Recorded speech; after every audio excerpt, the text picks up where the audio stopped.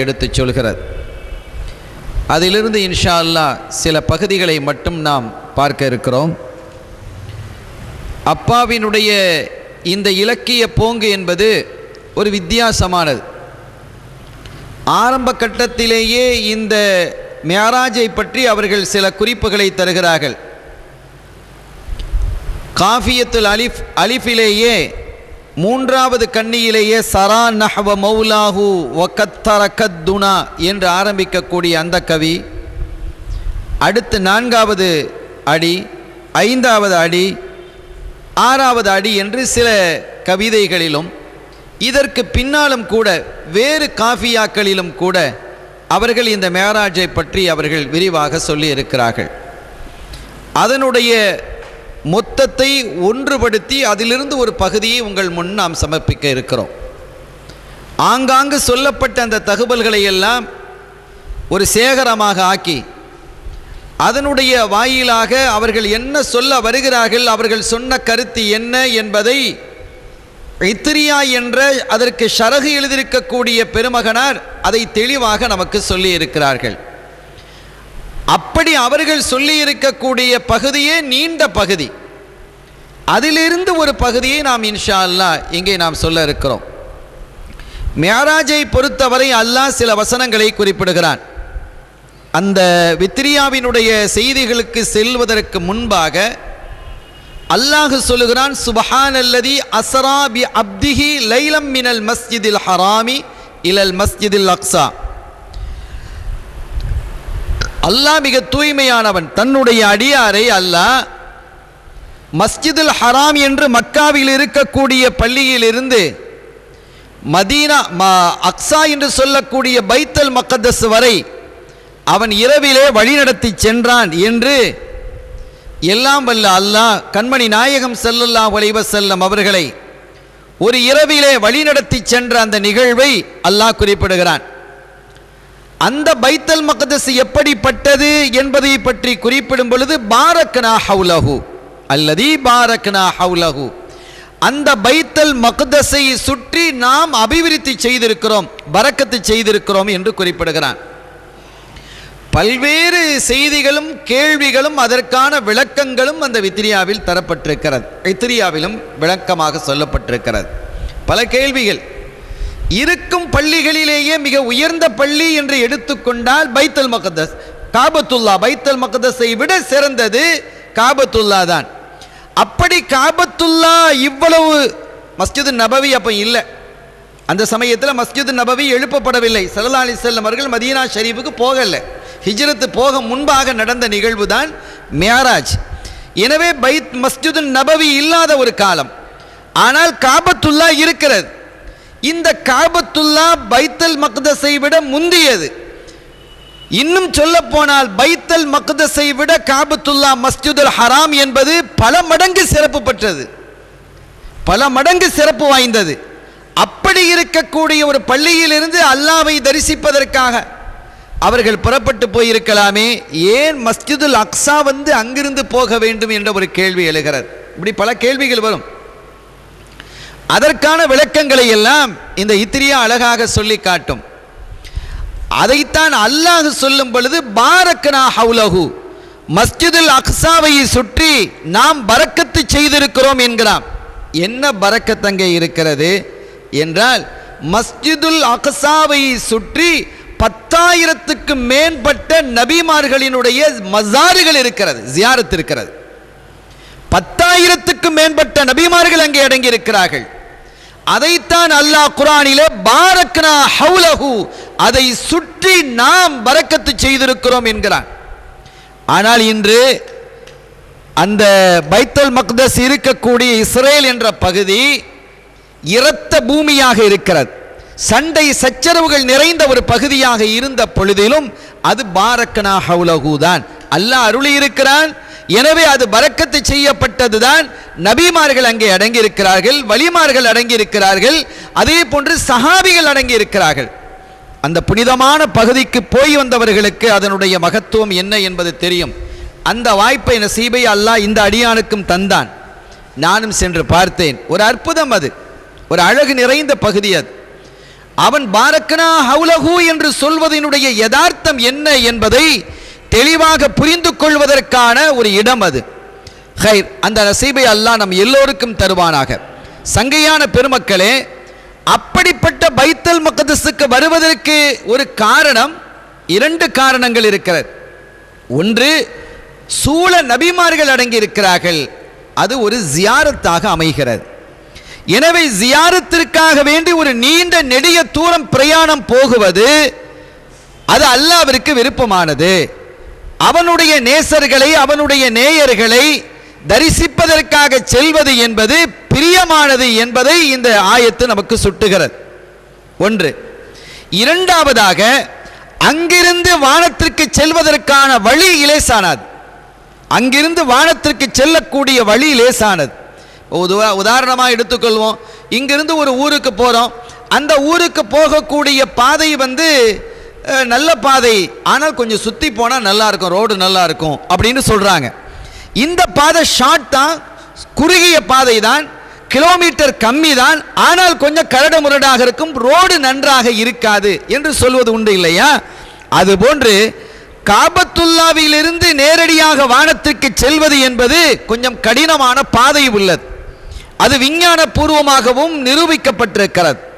ஆனால் அதே சமயம் பைத்தல் மக்தஸில் இருந்து வானிற்கு செல்வது என்பது இலேசானது. இன்னொரு காரணம் இருக்கிறது. வானத்தினுடைய வாசல் பாபுல் ஹஃபலா என்று அதற்கு பேர். வானத்திற்கு வாசல் இருக்கு. ஏறக்குறைய ஒரு 15 வருடங்கள் இருக்கும் என்று நான் கருதுகிறேன். 15 வருடத்திற்கு முன்பாக ஒரு பத்திரிகை, அந்த பத்திரிகையிலே ஒரு தலைப்பு போட்டிருந்தார்கள். இஸ்லாமிய பத்திரிகை இல்லை, பொதுவாக வரக்கூடிய மற்ற பத்திரிகைகள். அதில் போட்டிருந்த தலைப்பு வானத்தின் வாசல், வாசல் இருக்கிறது வானத்திற்கு என்று அவர்கள் ஆய்வாளர்கள் குறிப்பிட்டார்கள். இதை கண்மணி நாயகம் ஸல்லல்லாஹு அலைஹி வஸல்லம் அவர்கள் அப்பவே சொல்லிட்டாங்க. அவங்க வாசலை கடந்தானே போறாங்க, அப்பவே அவர்கள் அதை குறிப்பிட்டிருக்கிறார்கள். எனவே வானத்திற்கு இருக்கக்கூடிய அந்த வாசலுக்கு பெயரையும் அப்பா அவர்களுடைய வித்ரியாவினுடைய ஷரகிலே குறிப்பிடப்படுகிறது. பாபுல் ஹஃபலா, ஹஃபலா என்ற வாசல், பாதுகாப்பு வாசல் என்று அதற்கு பெயர். ஆக அந்த வாசல் எங்கே இருக்கிறது என்றால் பைத்தல் மக்தஸுக்கு நேரே இருக்கிறது. அப்ப சுத்தி போகிறதுனா இப்ப அந்த வாசலை போய் அடைவதற்கு சில சிரமங்கள் இருக்கும். இங்கே பைத்தல் மக்தஸிலிருந்து நேரே போவது என்பது மிக லேசானது. இன்னொன்றையும் நாம் பார்க்கலாம். இந்த விஞ்ஞான பூர்வமாக இன்றைய காலகட்டத்தில் ஆய்வாளர்கள் நமக்கு குறிப்பிடுறாங்க, எத்தனையோ விண்கலங்களை அனுப்பி கொண்டிருக்கிறாங்க வானுக்கு. எல்லா நாடுகளும் விண்கலன்களை அனுப்பி கொண்டிருக்கிறது. அப்படி விண்கலன்களை அனுப்பக்கூடிய அந்த நாடுகள் ஒரு குறிப்பிட்ட எல்லை வரை அங்கு மேலே கிளம்பும். உதாரணமா இந்த இந்திய நாடு, இந்த நாட்டிற்கு உரித்தான அளவு தூரம் ஒரு தூரம் இருக்கிறது. அதற்கு பிறகு இன்டர்நேஷனல் வே தான் அது. இப்போ கடலை எடுத்துக்கொள்வோமையானால் நமது ஊருக்கும் அந்த பகுதியில் இருக்கக்கூடிய இலங்கைக்கும் இடையில இருக்கக்கூடிய இந்த கடலை எடுத்துக்கொண்டால் அதனுடைய அகலப்பகுதி 27 கிலோமீட்டர் என்று இன்னைக்கு குறிப்பிட்டிருக்கிறான். 27 கிலோமீட்டர் தான்.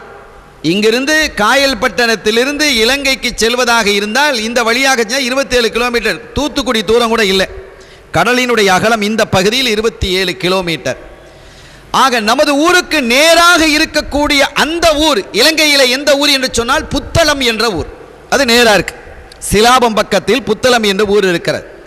இந்த 2 ஊர்களுக்கும் இடையே எடுத்துக்கொண்டால் 27 கிலோமீட்டர் என்று சொல்லும் பொழுது இங்கிருந்து 10 கிலோமீட்டருடைய பகுதி இந்தியாவினுடைய பகுதி, அது இந்தியாவினுடைய கடல், இந்தியாவினுடைய எல்லை. அந்த பகுதியிலே ஒரு 10 கிலோமீட்டர் இலங்கையினுடைய எல்லை. இந்த இரண்டுக்கும் இடையிலே இருக்கக்கூடிய 7 கிலோமீட்டர், உதாரணமாக கொஞ்சம் கூடுதல் குறைவாக இருக்கலாம், இந்த 7 கிலோமீட்டர் என்பது இன்டர்நேஷனல் வே, அது உலக பாதை. அது யாரும் உபயோகிக்கலாம், எந்த நாட்டு மக்களும் அதில் வரலாம், அந்த கப்பல் போகலாம். ஆனால் இந்த 10 கிலோமீட்டருக்குள்ளே வருவதாக இருந்தால் இந்திய அரசினுடைய அனுமதியை பெற்றுதான் வர வேண்டும். அதுபோன்று அந்த பக்கத்திலே போவதாக இருந்தால் இலங்கை அரசினுடைய உத்தரவை பெற்று போக வேண்டும். இன்றைக்கு மீனவர் பிரச்சனைகள் நடப்பதெல்லாம் இதனால் தான். அவர்கள் சொல்லுகிறார்கள், இந்திய எல்லையையும் கடந்து இன்டர்நேஷனல் வே என்று சொல்லக்கூடிய உலக வழியையும் கடந்து அவர்கள் எங்க பகுதியிலே வந்து மீன் பிடிப்பதால் நாங்கள் என்ன செய்கிறோம், இந்திய மீனவர்களை நாங்கள் பிடிக்கிறோம், நாங்கள் சுடுகிறோம், கைது செய்கிறோம் என்றெல்லாம் அவர்கள் சொல்லுகிறார்கள். இது சரியா பிழையா என்று பேசுவதற்கு நான் வரவில்லை. அது உண்மையா தவறா என்று பேசுவதற்கும் நாம் வரவில்லை. ஆனால் அப்படி ஒரு வழி இருக்கிறது, இதை நாம் விளங்கிக் கொள்ள வேண்டும். இதே போன்றுதான் ஆகாயத்திலும் அப்படித்தான். ஒரு குறிப்பிட்ட எல்லை வரை விமானங்கள் பறக்கிறது என்று சொன்னால் அது இந்திய எல்லைக்குள்ளால் அவர்கள் வருவதாக இருந்தால் இத்தனை மீட்டர்ஸ் வச்சிருப்பாங்க. இத்தனை மீட்டருக்கு உள்ளே பறப்பதாக, உதாரணமாக 35,000 மீட்டர், இந்த 35,000 மீட்டருக்குள்ளே அது விமானங்கள் வருவதாக இருக்குமே. ஆனால் அவர்கள் என்ன செய்யணும்? இந்த இந்திய அரசாங்கத்திலே இருக்கக்கூடிய விமானம் கட்டுப்பாட்டிலே இருக்கக்கூடிய விமான நிலையங்களோடு தொடர்பு கொள்ள வேண்டும். அதற்கு மேலே என்பது இன்டர்நேஷனல் வே. அந்த வகையிலே இந்த விண்கலங்களை அனுப்பக்கூடியவர்கள் என்ன செய்வார்கள் என்றால், அவர்கள் விண்கலங்களை அனுப்புறாங்க. அந்த ராக்கெட் அனுப்புறோம், இந்த ராக்கெட் அனுப்புறோம், அனுப்புறாங்களா இல்லையா? அந்த அனுப்பக்கூடிய ராக்கெட் எல்லாம் ஒரு குறிப்பிட்ட தூரம் இப்படி போகும். இப்படி போய் அப்படியே என்ன செய்ய, இப்படி போகும். போய் அது எங்கே செல்கிறது என்று சொன்னால் இந்தியாவினுடைய எல்லையை கடந்து அது மேலே செல்கிறது. இப்போ அது இன்டர்நேஷனல் வே. அப்படி நேராக போகக்கூடியது எல்லாமே பைத்துல் முகத்தஸுக்கு நேராக தான் வருது, வந்து தான் மேலே எழுந்து செல்கிறது. எல்லா விண்கலங்களும் அப்படித்தான் செல்லும்.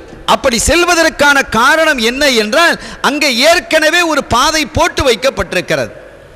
இப்போ மண்ணில் ஒரு மாட்டு வண்டி போயிடுச்சுன்னு வைங்க, நம்ம சைக்கிளை ஓட்டிட்டு போகிறதுக்கோ பைக்கை ஓட்டிட்டு போகிறதுக்கோ கொஞ்சம் சங்கடமாக இருக்கும் பொதுவாக. ஆனால் ஏற்கனவே ஒரு தடம் போட்டு போயிருக்குன்னு வைங்க, அதுலேயே உருட்டிட்டு போகலாமா இல்லையா? கொஞ்சம் லேசாக இருக்கும். ரசூல் ஸல்லல்லாஹு அலைஹி வஸல்லம் அவர்கள் மிஅராஜின் போது அவர்கள் அந்த பாதையை போட்டார்கள். அவர்கள் தான் முதலாவது அந்த பாதையை போட்டது. எனவே அவர்கள் போட்ட பாதையின் வழியாகத்தான் மற்றவர்கள் எல்லாம் என்ன செய்கிறாங்க, தங்களினுடைய விண்கலன்களை அனுப்பி கொண்டிருக்கிறார்கள் என்றெல்லாம் ஆய்வு மிக தெளிவாக இருக்கிறது. ஆனால் அது மறைப்பவர்கள் மறைத்துக்கிட்டு தான் இருப்பாங்க. ஆனால் உண்மையும் யதார்த்தமும் அதுதான் என்பதை நாம் விளங்கிக் கொள்வோம். ஆக இந்த பாபுல் ஹஃபலா என்று சொல்லக்கூடிய வாசல் பைத்துல் மக்தஸுக்கு நேராக இருப்பதின் காரணத்தினால்தான் அல்லாஹு தாலா கண்மணி நாயகம் ஸல்லல்லாஹு அலைஹி வஸல்லம் அவர்களை பைத்துல் மக்தஸுக்கு வர வைத்தான். இது இரண்டாவது காரணம். முதல் காரணம் சொல்லிவிட்டோம், அல்லாஹ்வே சொல்றான் பாரக்னா ஹவுலஹு, அதை சுற்றி நாம் பரக்கத்து செய்திருக்கிறோம் என்று. அங்கே நபிமார்கள் அடங்கியிருக்கிறார்கள், 10,000க்கும் மேற்பட்ட நபிமார்கள், முஃபஸ்ஸிரீன்கள் எல்லாம் அந்த விளக்கத்தை சொல்லி காட்டுகிறார்கள். ஆக அவர்களினுடைய தரிசனம், அவர்களுடைய ஜியாரத் என்ற அடிப்படையிலே ரப்புல் ஆலமீன் அல்லாஹ் ஜல்ல ஷானஹு வ தஆலா அந்த புனித மக்காவிலிருந்து பைத்துல் மக்தஸ் என்று சொல்லக்கூடிய இந்த புனித பூமிக்கு அல்லாஹ் அழைத்து வந்து அங்கிருந்து என்ன செய்கிறான், இங்கே தன்னை சந்திப்பதற்காக அழைத்து செல்கிறான். இதை அல்லாஹ் குர்ஆனிலே குறிப்பிடுகிறான். சங்கையான பெருமக்களே, இது அந்த அடிப்படையான ஒரு காரணம். இந்த நடந்த நிகழ்வுகளை எல்லாம் நாம் பல தடவை கேள்விப்பட்டிருக்கிறோம். நிறைய நான் அதை விவரித்து சொல்வதற்கு விரும்பவில்லை, ஏன்னா அதற்கான நேரமும் இல்லை. அப்படியெல்லாம் முழு மேராஜினுடைய செய்திகளை சொல்வதாக இருந்தால் ஏறக்குறைய ஒரு 7-8 மணி நேரங்களை எடுத்துக்கொள்ள வேண்டும். அவ்வளவு தகவல்கள் இருக்கிறது. ஒவ்வொன்றையும் விரித்து பேசுவதாக இருந்தால் 10-15 மணி நேரங்களாக அது விரிந்துவிடும். எனவே அதையெல்லாம் நான் அஞ்சி சுருக்கமான மிக முக்கியமாக இந்த வித்ரியாவினுடைய ஷரஹ் இத்ரியா சொல்லக்கூடிய அற்புதமான சில தகவல்கள், அதிலே நுணுக்கமான தகவல்கள் இருக்கிறது. மலக்கூத்தை பற்றி அப்பா அவர்கள் மிக அற்புதமாக பேசியிருக்கிறார்கள். மலக்கூத்து என்றால் என்ன, வானிலே என்ன இருக்கிறது? ஏனெனில் வானுக்கு அல்லாஹு தஆலா கண்மணி நாயகம் ஸல்லல்லாஹு அலைஹி வஸல்லம் அவர்களை அழைத்து சென்றதற்கு காரணமே லினுரிய பூமின் ஆயாத்தினா, நாம் அவர்களுக்கு நம்முடைய அத்தாட்சிகளை காட்டுவதற்காக. எவ்வளவு பெரிய அதிசயங்கள் இருக்கிறது, அற்புதங்களை நாம் எப்படியெல்லாம் உருவாக்கி வைத்திருக்கிறோம் என்று காட்டுவதற்காகத்தான் அல்லாஹ் நாம் அழைத்து சென்றோம் என்று குறிப்பிடுகிறான். எனவே அந்த அதிசயங்கள் அத்தாட்சிகளிலிருந்து ஒரு சில பகுதிகளையாவது நாம் பார்ப்பது, ரசூல் ஸல்லல்லாஹு அலைஹி வஸல்லம் அவர்களை பார்க்கிறது, அதை பார்க்க தான் அல்லாஹ் அழைச்சிருக்கிறான். அப்படி அழைத்திருக்கும் பொழுது அது பற்றிய தகவல்களை நாம் பேசுவதற்காக நாம் இன்ஷா அல்லாஹ் ஒரு முயற்சி எடுக்கிறோம். சங்கையானவர்களே, ஸல்லல்லாஹு அலைஹி வஸல்லம் அவர்கள் அழைத்து செல்லப்படுகிறார் புராக் என்ற வாகனத்திலே. அழைத்து செல்லப்படுவதற்கு முன்பாக அவர்களுடைய நெஞ்சிலே நடந்த ஒரு ஏற்படுத்தப்பட்ட ஒரு ஆபரேஷன், இவைகள் எல்லாம் இருக்கிறது. முதல் நாளே 2 மலக்குமார்கள் வந்து பார்க்கிறார்கள். அதற்கு பிறகு இவர்களில் யார் என்பதெல்லாம் நீண்ட நேரம், அவர்கள் எங்கு படுத்திருந்தார்கள், எப்படி அழைத்து செல்லப்பட்டார்கள் என்பதெல்லாம் விரிவான செய்திகள். அவைகள் அனைத்தையும் நான் விடுகிறேன். விடுத்துவிட்டு புராக்கிலே கண்மணி நாயகம் ஸல்லல்லாஹு அலைஹி வஸல்லம் அவர்களை ஏற்றப்படுகிறார். அப்படி ஏற்றும் பொழுது ஸல்லல்லாஹு அலைஹி வஸல்லம் முன்னால் ஏறி இருக்கிறாங்க. ஏறினதற்கு பிறகு முன்னால ஜிப்ரீல் அலைஹிஸ்ஸலாம் அவர்களும் பின்னால் மீகாயில் அலைஹிஸ்ஸலாம் அவர்களுமாக என்ன செய்றாங்க, வர்றாங்க. இந்த 2 பேரும் புராக்கில் வரவில்லை, அது தெளிவாக விளங்கிக்கிடணும். இந்த 2 பேரும் புராக்கில் வரல. ஏன்னா மலக்குமார்களே உலி அஜ்னிஹாங்கிறான் அல்லாஹ், அவர்களே ரெக்கை உடையவர்கள் தான், அவர்கள் பறந்து போறாங்க. மலக்குமார்கள் பறந்து போறாங்க. இந்த புராக்கி என்ற மிருகத்திற்கும் என்ன இருக்கிறது? இறக்கை இருக்கிறது. பின்னாலே யார்? மீகாயில் அலைஹிஸ்ஸலாம் அவர்கள் பறந்து வர, முன்னால் ஜிப்ரீல் அலைஹிஸ்ஸலாம் அவர்கள் அந்த எஸ்கார்டோட என்ன செய்றாங்க? போறாங்க. அப்படி போகும் பொழுது ஸல்லல்லாஹு அலைஹி வஸல்லம் அவர்கள் மாத்திரம்தான் அந்த புராக்கிலே இருக்கிறார்கள். அந்த புராக்கினுடைய தன்மையை பற்றி சொல்லும் பொழுது அறிஞர்கள் குறிப்பிடுகிறார்கள், அது குதிரை விட சற்று சின்னதாக இருக்கும், கோவேரி கழுதையை விட சற்று உயரமானதாக இருக்கும் என்று குறிப்பிட்டு காட்டுகிறார்கள். அப்படி ஒரு தோற்றம், ஒரு அழகான தோற்றம் அது. அந்த புராக்கிலே அவர்கள் பிரயாணிக்கிறார்கள். ஏறுவதற்காக அவர்கள் முனைந்த பொழுது, புராக்கிலே ஏறுவதற்காக முனைந்த பொழுது அது கொஞ்சம் சேட்டை பண்ணியது, அப்படி அசைஞ்சு ஆடியது. ஜிப்ரீல் அலைஹிஸ்ஸலாம் அவர்கள் சொன்னார்கள், புராக், உன் மீது ஏறுவதற்காக வருவது யார் என்று தெரிகிறதா? என்ன இப்படி ஒழுக்க குறைவாக நீ நடந்து கொள்கிறாய் என்று எச்சரித்த பொழுது அந்த புராக்கு சொல்லியது, நான் ஒழுக்க குறைவாக நடக்கவில்லை, மாறாக அவர்கள் என் மீது ஏற விடாமல் எடுப்பதற்காக ஒரு தந்திரம் செய்தேன், அதுவும் ஒரு அடிப்படை காரணத்தினால் தான். என்ன என்று கேட்கும் பொழுது, அவர்கள் என் மீது ஏற வருகிறாங்க, அதை நான் கொடுத்து வச்ச பாக்கியம், ஆனால் நான் ஏன் இந்த ஏற விடாமல் இப்படி ஒரு சேட்டை செய்தேன் என்று சொன்னால், நாளை மறுவுலகத்திலே அவர்கள் சிராத்துல் முஸ்தகீம் பாலத்தை கடந்து செல்லும் பொழுதும் என் மீது தான் ஏறணும், அப்படி ஒரு வாக்கை எனக்கு தர வேண்டும் என்று கேட்டார்கள். அந்த புராக்குக்கு அவ்வளவு அன்பு இருக்கிறது. புராக்குக்கு கூட ஸல்லல்லாஹு அலைஹி வஸல்லம் அவர்களினுடைய பாதம் பட வேண்டும், அவர்கள் தன் மீது வாகனிக்க வேண்டும் என்ற ஆவலும் ஆசையும் ஆர்வமும் அந்த புராக்குக்கு இருந்திருக்கிறது. புராக்கை பற்றி சொல்லும் பொழுது தாபா, அது ஒரு மிருகம் தான் என்று குறிப்பிடுகிறார்கள். அது மிருகம் என்பதில் கருத்து வேறுபாடு எதுவும் இல்லை. அந்த அத்தகைய அற்புதமான அந்த புராக்கிலே, அதுக்கு ஏன் புராக் என்று வந்தது என்றால், பர்க் என்பதிலே இருந்து பிறந்த வார்த்தை தான் புராக். பர்க் என்று சொன்னால் மின்னல். அதனுடைய கண் ஒளி எங்கே படுகிறதோ அங்கே போய் அடுத்த எட்டை வைக்கும். அந்த கால் அவ்வளவு வேகமாக நீளும். நம்முடைய பார்வை அங்கே தெரியுது, அந்த லைட்டு தெரியுதுன்னு சொன்னால் நெய்னாத்தூரில் நம்ம அங்கே காலத்துக்கு வைக்க முடியுமா? முடியும், அது ஏழுமாது முடியாது. நம்முடைய பார்வை செல்லும் அளவிற்கு நம்முடைய கால்களை வைக்க முடியாது.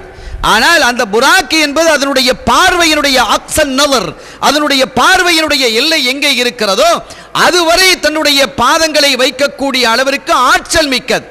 அதனால் தான் அது மின்னல் என்ற வார்த்தையிலிருந்து பிறந்த புராக் என்ற பெயர் அதற்கு வழங்கப்பட்டிருக்கிறது.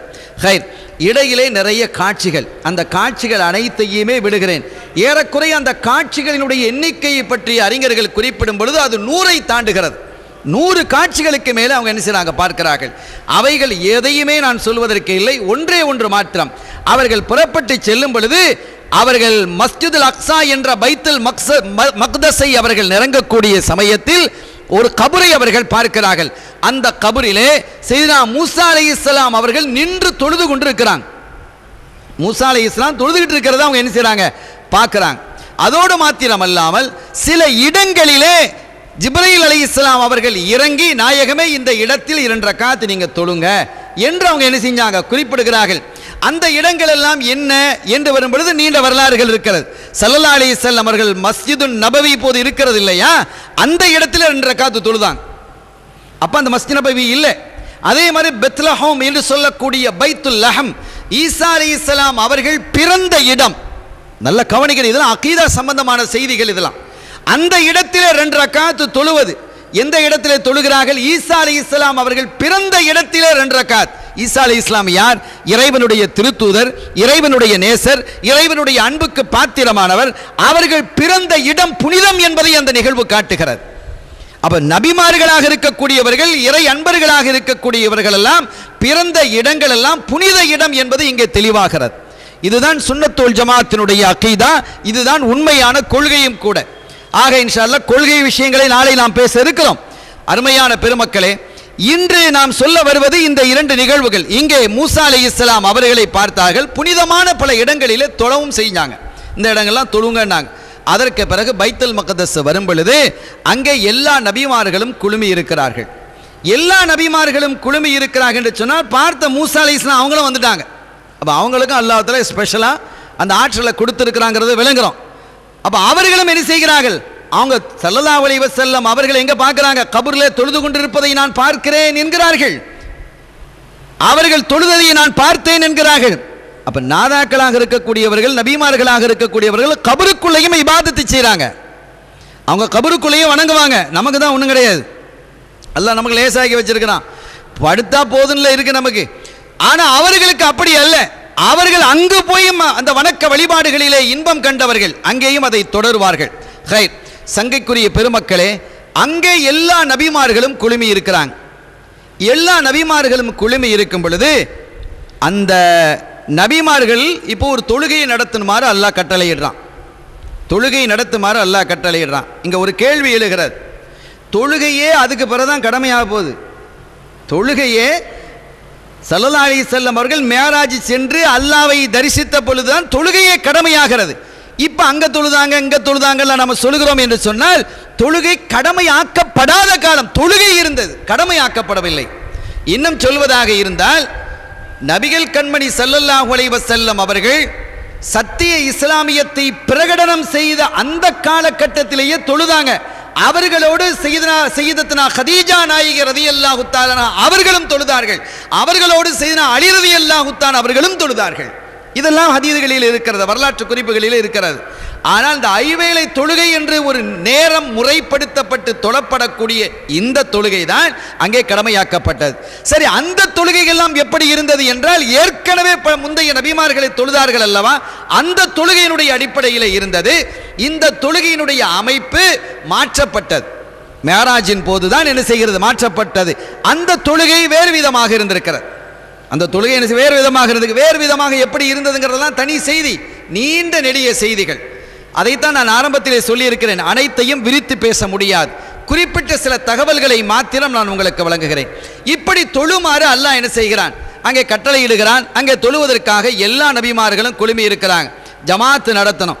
யார் ஜமாத்து நடத்துறது என்ற ஒரு கேள்வி எழுகிறது. எல்லா நபிமார்களும் இருக்கிறாங்க, பெரிய பெரிய வயசுல மூத்தவங்க இருக்கிறாங்க. ஸல்லல்லாஹு அலைஹி வஸல்லம் உடைய வாப்பா இப்ராஹிம் அலைஹிஸ்ஸலாம், அந்த வழியில் வந்தவங்க அபி இப்ராஹிம்ங்கிறாங்க. என்னுடைய தந்தை இப்ராஹிம் அலைஹிஸ்ஸலாம் அவங்க இருக்கிறாங்க. எல்லாத்துக்கும் தந்தை ஆதம் அலைஹிஸ்ஸலாம் இருக்கிறாங்க. வயசுல ரொம்ப மூத்தாள் நூஹ் அலைஹிஸ்ஸலாம் இருக்கிறாங்க. இப்படி எல்லாம் இருக்கும் பொழுது யார் தொலை வைப்பது என்று பலரும் பல கருத்துக்களை சொல்கிறார்கள். அப்போ ஸல்லல்லாஹு அலைஹி வஸல்லம் இப்போ அங்கே விஐபி, மிக முக்கிய விவிஐபி யார் என்று கேட்டால் ஸல்லல்லாஹு அலைஹி வஸல்லம் அவங்க தான். அப்போ உங்களுடைய கருத்து என்ன என்று கேட்கப்பட்ட பொழுது ஸல்லல்லாஹு அலைஹி வஸல்லம் சொன்னாங்க, என்னுடைய விருப்பம் எல்லாருக்கும் தந்தையாக இருக்கக்கூடிய ஆதம் அலைஹிஸ்ஸலாம். அவங்க எல்லாருக்கும் வாப்பா இல்லையா, எல்லாருக்கும் அத்தாவா இருக்காங்க. ஆகவே அவர்கள் தொழுவதுதான் என்னுடைய விருப்பம் என்று சொன்ன பொழுது ஆதம் அலைஹிஸ்ஸலாம் அவர்களை முற்படுத்தப்படுகிறது. அந்த சமயம் சையதுனா ஜிப்ரீல் அலைஹிஸ்ஸலாம் அவர்கள் ஒரு கருத்தை சொன்னார்கள், நாயகமே அல்லாஹ் ஒரு செய்தியை உங்களிடத்தில் சொல்லச் சொல்கிறான். என்ன ஜிப்ரீல், நீங்கள் உங்களுடைய கருத்தை சொல்லி எல்லாருக்கும் தந்தையாக இருக்கக்கூடிய ஆதம் அலைஹிஸ்ஸலாம் அவர்களை ஜமாத் நடத்துவதற்கு, தொழுகை நடத்துவதற்கு நீங்கள் என்ன செய்றீங்க, விருப்பப்பட்டிருக்கிறீங்க. அந்த விருப்பம் அல்லாஹ்வுக்கும் ஓகே தானா? அல்லாஹ் அதை என்ன செய்கிறான், அங்கீகரிக்கிறான். அதே சமயத்தில் அல்லாஹ்விற்கு என்று ஒரு விருப்பம் இருக்கிறது. அது என்ன விருப்பம்? அது நீங்கள் நடத்துவது என்பது, நீங்கள் இமாமத்தாக இருப்பது, நீங்கள் இமாமத்தை செய்வது, நீங்கள் இமாமாக நின்று தொழுகையை எல்லாருக்குமாக வழிநடத்துவதைத்தான் அல்லாஹ்வினுடைய விருப்பம். இருந்த போதிலும் உங்களினுடைய விருப்பத்தையும் அல்லாஹ் அங்கீகரிக்கிறான் என்று சொன்ன மாத்திரத்தில் ஸல்லல்லாஹு அலைஹி சொன்னாங்க, எனக்கு என்று தனியான ஒரு விருப்பம் இல்லை என்றார்கள். அல்லாஹ் எதை விரும்புகிறானோ அதற்கு மாற்றமாக நான் எதையும் விரும்ப மாட்டேன், அவனின் விருப்பமே என் விருப்பம் என்று சொல்லி கண்மணி ஸல்லல்லாஹு அலைஹி வஸல்லம் அவர்கள் என்ன செய்கிறாங்க, அவர்கள் அந்த தொழுகையை அவர்கள் நடத்தி வைக்கிறார்கள். சங்கையான பெருமக்களே, அதற்கு பிறகு அவர்களுக்கு 3 பானங்கள் வழங்கப்படுகிறது. இதெல்லாம் பூமியில் நடக்கக்கூடிய நிகழ்வு. 3 பானங்கள், ஒன்று பால், இன்னொன்று தேன், இன்னொன்று மது. மதுன்னா போதை இல்லாதது. ஸல்லல்லாஹு அலைஹி வஸல்லம் அவர்கள் பாலை எடுத்து குடிக்கிறாங்க. அப்படி பாலை எடுத்து குடித்த பொழுது ஜிப்ரீல் அலைஹிஸ்ஸலாம் அவர்கள் சொன்னார்கள், யா ரசூலல்லாஹ் அகல்தல் ஃபித்ரத, நீங்கள் பரிசுத்தத்தை தேர்ந்தெடுத்து கொண்டீர்கள். நீங்கள் இந்த மதுவை தேர்ந்தெடுத்திருப்பீர்களே ஆனால் உங்களினுடைய சமுதாயம் இந்த மதுவிலேயே மூழ்கி போயிருப்பார்கள். நீங்கள் பரிசுத்தத்தை தேர்ந்தெடுத்தீர்கள் என்று சொன்னார்கள். ஆக அந்த பயணத்தை மேற்கொள்ளும் பொழுது, இறை தரிசனத்தை மேற்கொள்ளக்கூடிய அந்த வானுலக பயணத்தை மேற்கொள்ளும் பொழுது கண்மணி நாயகம் ஸல்லல்லாஹு அலைஹி வஸல்லம் அவர்கள் எதைதான் பாலை அருந்தி போயிருக்கிறாங்க, பாலை குடிச்சிட்டு போயிருக்கிறாங்க. இதனால் தான் இன்றும் கூட நம்ம பிரயாணம் போகிறதா நம்ம வீட்டில் என்ன செய்கிறாங்க, பாலை தர்றாங்க. நல்ல பாருங்க, எல்லாமே ஹதீதினுடைய அடிப்படையில் நபி வழிதான். நம் ஊரிலே நம் ஆபாக்கள் செய்திருக்கக்கூடிய அத்தனை செயல்பாடுகளும் அருள் நபி வழியாகத்தான் இருந்திருக்கிறது. இன்றும் கூட நாம் பயணம் போறதாக இருந்தால் முதல்ல என்ன தராங்க, பால் தராங்க, பாலை குடிச்சிட்டு போங்கிறாங்க. பல இடங்கள்ல அது விடுபட்டுக்கிட்டு இருக்குது. ஆனால் அது இருக்கு, இன்னைக்கு இருக்கு, இல்லாம போகல, இன்னைக்கு இருக்குது. இதை எதற்காக நாம் சொல்லுகிறோம்? இனி எல்லா வீடுகளிலும் அது செயல்படுத்தப்படணுங்கிறது தான். ஸல்லல்லாஹு அலைஹி வஸல்லம் அவர்கள் பயணத்தின் போது அவர்கள் என்ன செய்தார்கள்? பாலை எடுத்துக்கொண்டார்கள் என்பதை நாம் பார்க்க முடிகிறது. அருமையானவர்களே, அதற்கு பிறகு அவர்கள் என்ன செய்கிறார்கள்? முதல் வானத்திற்கு போறாங்க. அங்க பாபுல் ஹஃப்லா என்ற ஒரு வாயில், அந்த வாசலுக்கு ஒரு பாதுகாவலர் இருக்கிறார்.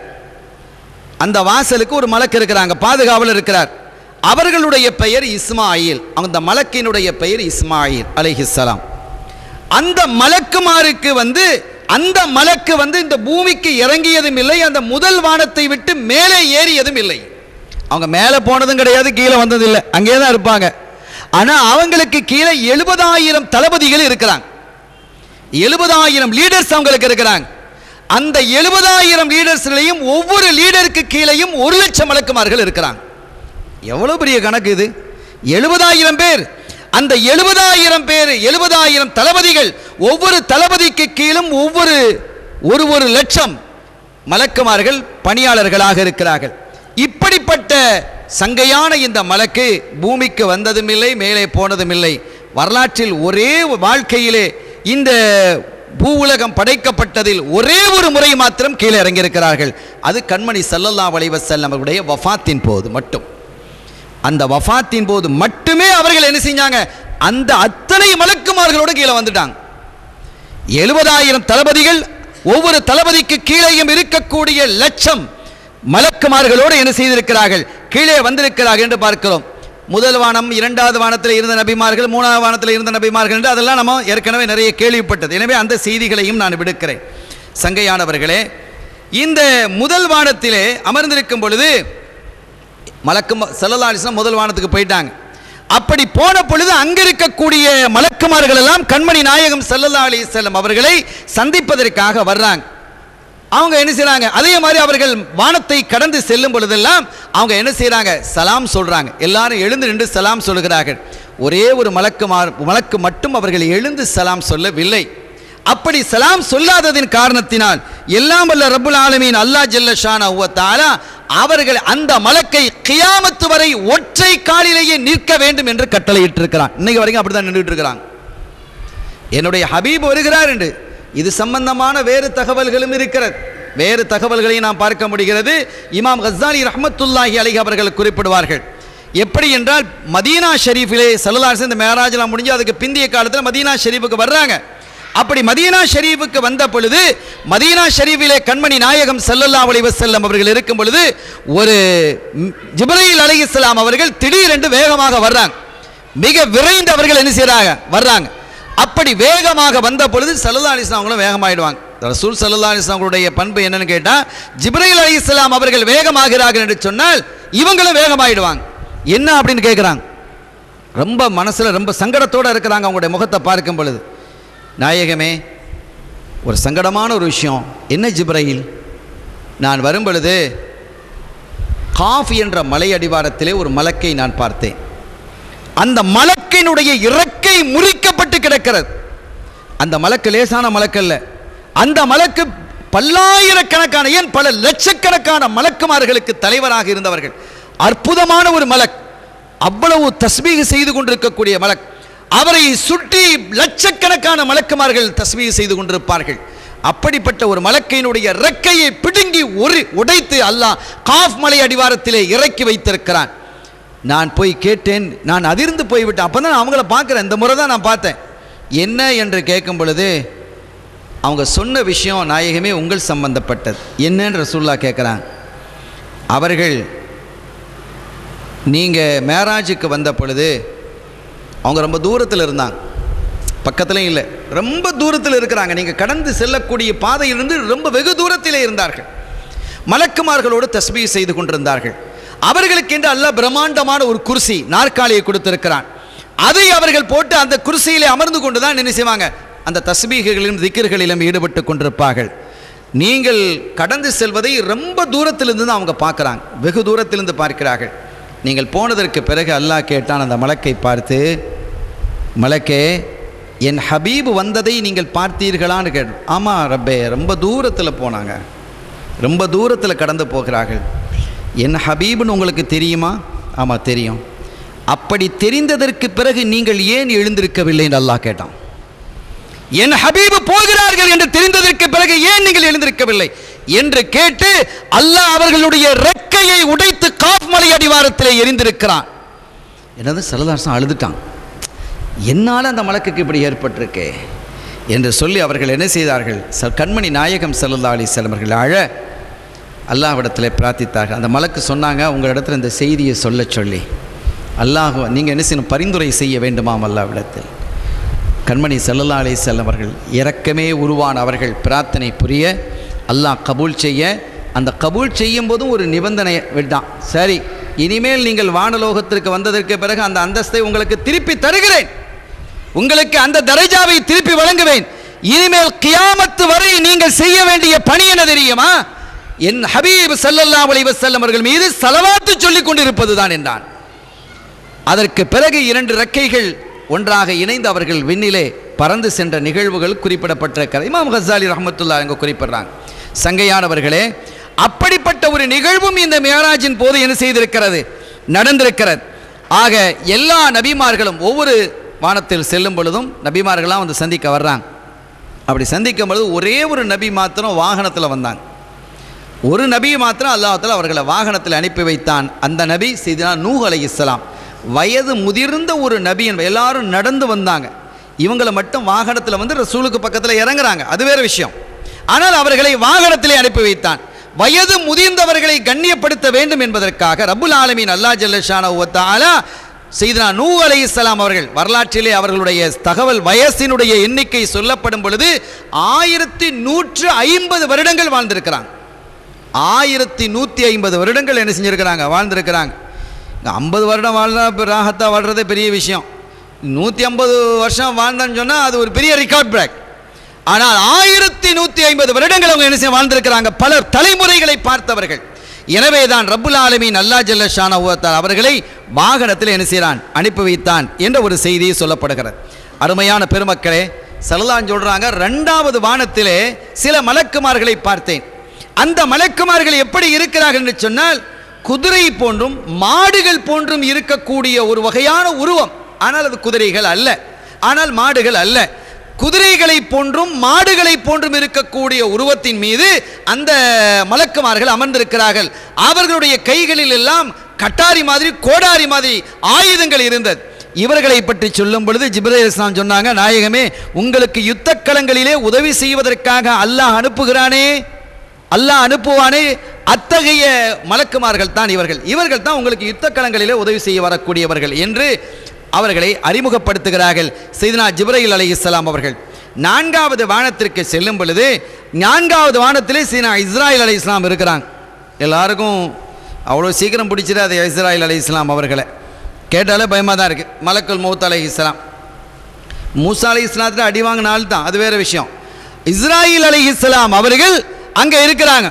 ஆனால் அவர்களுடைய தோற்றத்தை நான் பார்த்து பிரமித்து விட்டேன் என்கிறாங்க ஸல்லல்லாஹு அலைஹி வஸல்லம். ஏனெனில் அவர்களுடைய 2 பாதங்களும் 7வது வானத்துக்கு கீழே இருக்கு, 7வது பூமிக்கு கீழே இருக்கிறது. அவர்களுடைய தலை அரிசுக்கு கீழே இருக்கு. அவ்வளவு பயங்கரமான தோற்றம். 2 கண்களுக்கும் இடையிலே உள்ள இந்த 2 கண்களுக்கும் இடையிலே உள்ள தூரத்தை பற்றி சொல்லும் பொழுது மஷ்ரிக் மக்ரிப், சூரிய உதயம் சூரிய அஸ்தமனம், இதுக்கு எவ்வளோ தூரம் இருக்குது? அப்படி இந்த 2 கண்ணுக்கு இடையில நமக்கு பார்த்தா ஒரு 2 இன்ச்சு இருக்குமா, அங்கே பார்த்தா மஷ்ரிக் மக்ரிப், சூரிய உதயம் சூரிய அஸ்தமனம், இதற்கு இடையிலே எவ்வளவு தூரம் இருக்கிறதோ அவ்வளவு தூரம் 2 கண்களுக்கும் இடையில். அப்போ எவ்வளோ பிரம்மாண்டமாக இருக்குன்னு பாருங்கள். அல்லாஹ்வினுடைய ஹல்குகள், வகை வகையான ஹல்குகள், படைப்புகள் வானிலை இருக்கிறது. அதுதான் மலக்கூத், வானிலை இருக்கக்கூடிய அற்புதமான காட்சிகள், அதைத்தான் மலக்கூத் என்பர். சங்கையான பெருமக்களே, அதை பார்க்கும். அவர்களுக்கு முன்பாக மலக்குமார்கள் எல்லாம் ஆட்டமும் ஓட்டமும், அங்கே ஓடுறதும் பாட்டமாக கிடைக்கிறது. ஏன்? ரூஹ வாங்கிறதுக்கு. ஒவ்வொரு காலமும் ரூஹ் ஒவ்வொரு நாளும் வாங்கிட்டு தானே இருக்கிறான்ல. எத்தனையோ ஆயிரக்கணக்கான பேர் போயிட்டு தான் இருக்கிறாங்க. அவர்களுக்கெல்லாம் இவர்கள் லீடர் கட்டளையிட்டு கொண்டிருக்க அவர்கள் எல்லாம் போயிட்டே இருக்கிறாங்க. அவர்களுடைய வலது பாகத்திலே ஒரு பலகை இருக்கிறது, இடது பாகத்திலே ஒரு மரம் இருக்கிறது. அந்த மரத்தினுடைய இலைகள், அந்த இலைகளுக்கு கீழே பழங்கள். அந்த 2லேயுமே இந்த உலகில் வாழக்கூடிய ஒவ்வொரு மனிதனுடைய பெயரும் அதில் இருக்கிறது. எப்போ உதிருதுன்னு அதை பார்க்குறாங்க. அது கீழே இப்போ நம்ம அதை சில பேர் சொல்கிறாங்க அது உதிர்ந்ததிலிருந்து 40வது நாள் இவர் உதிர்ந்துடுவார், இவர் பூமிக்கு போயிடுவார், பூமிக்குள்ளே போயிடுவார். நம்ம இலையெல்லாம் உளுந்துட்டா இருக்கான்னு நமக்கு தெரியல, அல்லாஹ் ஆலம், அல்லாஹ் தாயிம் காய், உலகமே அழியுதுன்னு சொல்லிட்டு இருக்கிறான். அப்போ அந்த இலைகள் உதிர்கிறதா இல்லையா என்று அவங்க என்ன செய்கிறாங்க, பார்க்குறாங்க. அது உதிர்ந்ததற்கும் என்ன செய்கிறாங்க, இங்கே பார்க்குறாங்க. இடது பக்கத்தில் பலகை ஒன்று இருக்கிறது, அதில் அந்த இது இருக்குது. இதெல்லாம் இன்றைக்கி பாருங்கள், கம்ப்யூட்டரில் அடித்தா எல்லாம் வருதா இல்லையா? இதே மாதிரி தான், இதை மாதிரிங்கிறது இதை விட வேகமானது ரப்புல் ஆலமீன் எல்லாம் எடுத்து வச்சிருக்கிறான். கோடிக்கணக்கான பெயர்கள் அதில் இருக்கும் இல்லையா? அதெல்லாம் பார்க்குறாங்க. அவங்க பார்வையிலேயே என்ன செய்கிறது, எந்தெந்த அந்த பெயர்கள் எல்லாம் முன் வந்து நிற்கிறது. அதற்கு பிறகு இவர்கள் கட்டளை, இன்னைக்கு இந்தந்த ஆள் இவங்களுக்கெல்லாம் பைசா பிடிங்கிரு அப்படின்னு என்ன செஞ்சிடறாங்க, அனுப்பிடுறாங்க. அவங்க என்ன செய்கிறாங்க, கடந்து அந்த ஆட்கள் எல்லாம் வேலைகளை, அந்த மலக்குமார்களை ரூஹ பிடுங்கிறதுக்கு வர்றாங்க. இப்படி ஒரு ஆட்டமும் ஓட்டமுமாக இருக்கக்கூடிய ஒரு காட்சியை நான் பார்த்தேன் என்று அவர்கள் குறிப்பிடுகிறார்கள். 5வது வானத்தில் ஒரு மலக்கை பார்த்தேன். அந்த மலக்கு அப்படி ஒரு அழகான மலக்கை நான் பார்க்கலங்கிறாங்க. அவ்வளவு அழகான ஒரு மலக்காக இருந்தார்கள். என்ன அற்புதம்! சுப்ஹானல்லாஹ். அல்லாஹ்வினுடைய அந்த படைப்பினங்களில் சில சமயங்களில் இந்த மழைக்காலங்களில் சில பறவைகள் பறந்து வர்றதை பாருங்கள், ஆச்சரியமாக இருக்கும். எங்கள் வீடு பார்த்தலாம் சில பகுதியில் என்ன பறவைனே தெரியாது, கலராக இருக்கும், புதுசு அஜாயிபாக இருக்கும். அதை பிடிக்கணும் போல இருக்கும், பிடிக்கிறதுக்கு பாவமாக இருக்கும். இப்படிப்பட்ட ஒரு அற்புதமான படைப்பினங்கள் இதுவே இப்படி இருக்கிறது என்றால், மலக்கூத்து வானிலே அல்லாஹு தஆலா வகை வகையான படைப்பினங்களை வைத்திருக்கிறான். அவைகளையெல்லாம் பார்த்து பரவசம் அடையக்கூடிய பாக்கியத்தை அல்லாஹ் நமக்கும் நம்மை சார்ந்தவர்களுக்கும் தருவானாக. இன்ஷா அல்லாஹ். அல்லாஹ் கண்மணி ஸல்லல்லாஹு அலைஹி வஸல்லம் பொருட்டால் அந்த பாக்கியெல்லாம் நமக்கு தருவாங்கிற நம்பிக்கை நமக்கு முழுமையாக இருக்கிறது. அதெல்லாம் பார்க்கறது ஒரு பெரிய ஆச்சரியம். சுற்றுலா பார்க்கறதுக்கு அதை பார்க்கறது, ஜூவை பார்க்க, அதை பார்க்க, இதை பார்க்கணும் போகிறா இல்லையா? போகும்போது ஒரு சந்தோஷம் இருக்கிறதா இல்லையா? எத்தனையோ புதுசாக மக்கள் பார்த்து அதிசயப்படுவதற்காக அரசாங்கங்கள் எத்தனையோ கட்டிடங்களை எழுப்புகிற, அதை போய் பார்க்கிறான் இல்லையா? மனிதன் பார்த்து ஆச்சரியப்படவில்லையா? பைசா கோபுரத்தை பார்த்து ஆச்சரியப்படவில்லையா? தாஜ்மஹாலை பார்த்து ஆச்சரியப்படவில்லையா? அதெல்லாம் தாண்டிய ஒரு விஷயம் தானே மலக்கூத்திலே இருக்கக்கூடியது. ஆக அவைகளையெல்லாம் பார்ப்பதற்காகத்தான், நம்முடைய அத்தாட்சிகளை காட்டுவதற்காக. ஒவ்வொரு நபிமார்களுக்கும் இந்த மாதிரி அத்தாட்சிகளை காட்டியிருக்கிறான். ஸல்லல்லாஹு அலைஹி வஸல்லம் அவங்களுக்கு எல்லாத்தையும் காட்டி முடிச்சிட்டான். அவனுடைய படைப்பு அனைத்தையும் தெளிவுபடுத்தினான். சங்கையான அந்த செய்தி பின்னால் வருகிறது. ஆக அவர்களை அந்த அற்புதமான ஒரு அந்த மலக்கை நான் பார்த்தேன் 5வது வானத்திலே. அவர்களுடைய நெற்றியில் லா இலாஹ இல்லல்லாஹ் முஹம்மதுர் ரசூலுல்லாஹ் என்று எழுதப்பட்டிருந்தது. உடைய நெற்றியில் லா இலாஹ இல்லல்லாஹ் எழுதப்பட்டிருக்குது. அவங்களை சுற்றி இருக்கக்கூடிய மலக்குகளும் வகை வகையான மலக்குமார்கள் தான், டிஃபரெண்டான மலக்குமார்களாக அவர்கள் இருந்தார்கள். அவர்கள் அதோடு மாத்திரமல்ல, வகை வகையான தஸ்பீகளை அவங்க செஞ்சுக்கிட்டே இருக்கிறாங்க. வகை வகையான தஸ்பீகளை அவங்க செஞ்சுக்கிட்டு இருக்கிறாங்க. அந்த தஸ்பீகள்லாம் கேட்கும்பொழுது எனக்கு ஆச்சரியமாக இருந்தது. அது என்ன மொழி, என்ன வார்த்தை, என்ன அற்புதம், என்ன வகையான தஸ்பீகு என்று சொல்ல முடியாத, விவரிக்க முடியாத அளவுக்கு அற்புதமான தஸ்பீகுகளாக அவைகள் இருந்தது என்று சொல்லிட்டு சூஃபியாக்கள் சொல்கிறாங்க, அவைகளெல்லாம் அற்புதமான தஸ்பீகுகள் தான், அது இப்படித்தான் சொல்லிட முடியாது. அவ்வளோ வகையான தஸ்பீகுகளை அல்லாஹ் தஆலா அவர்களுடைய நாவிலிருந்து என்ன செஞ்சிருக்கிறான், வர வச்சிருக்கிறான்.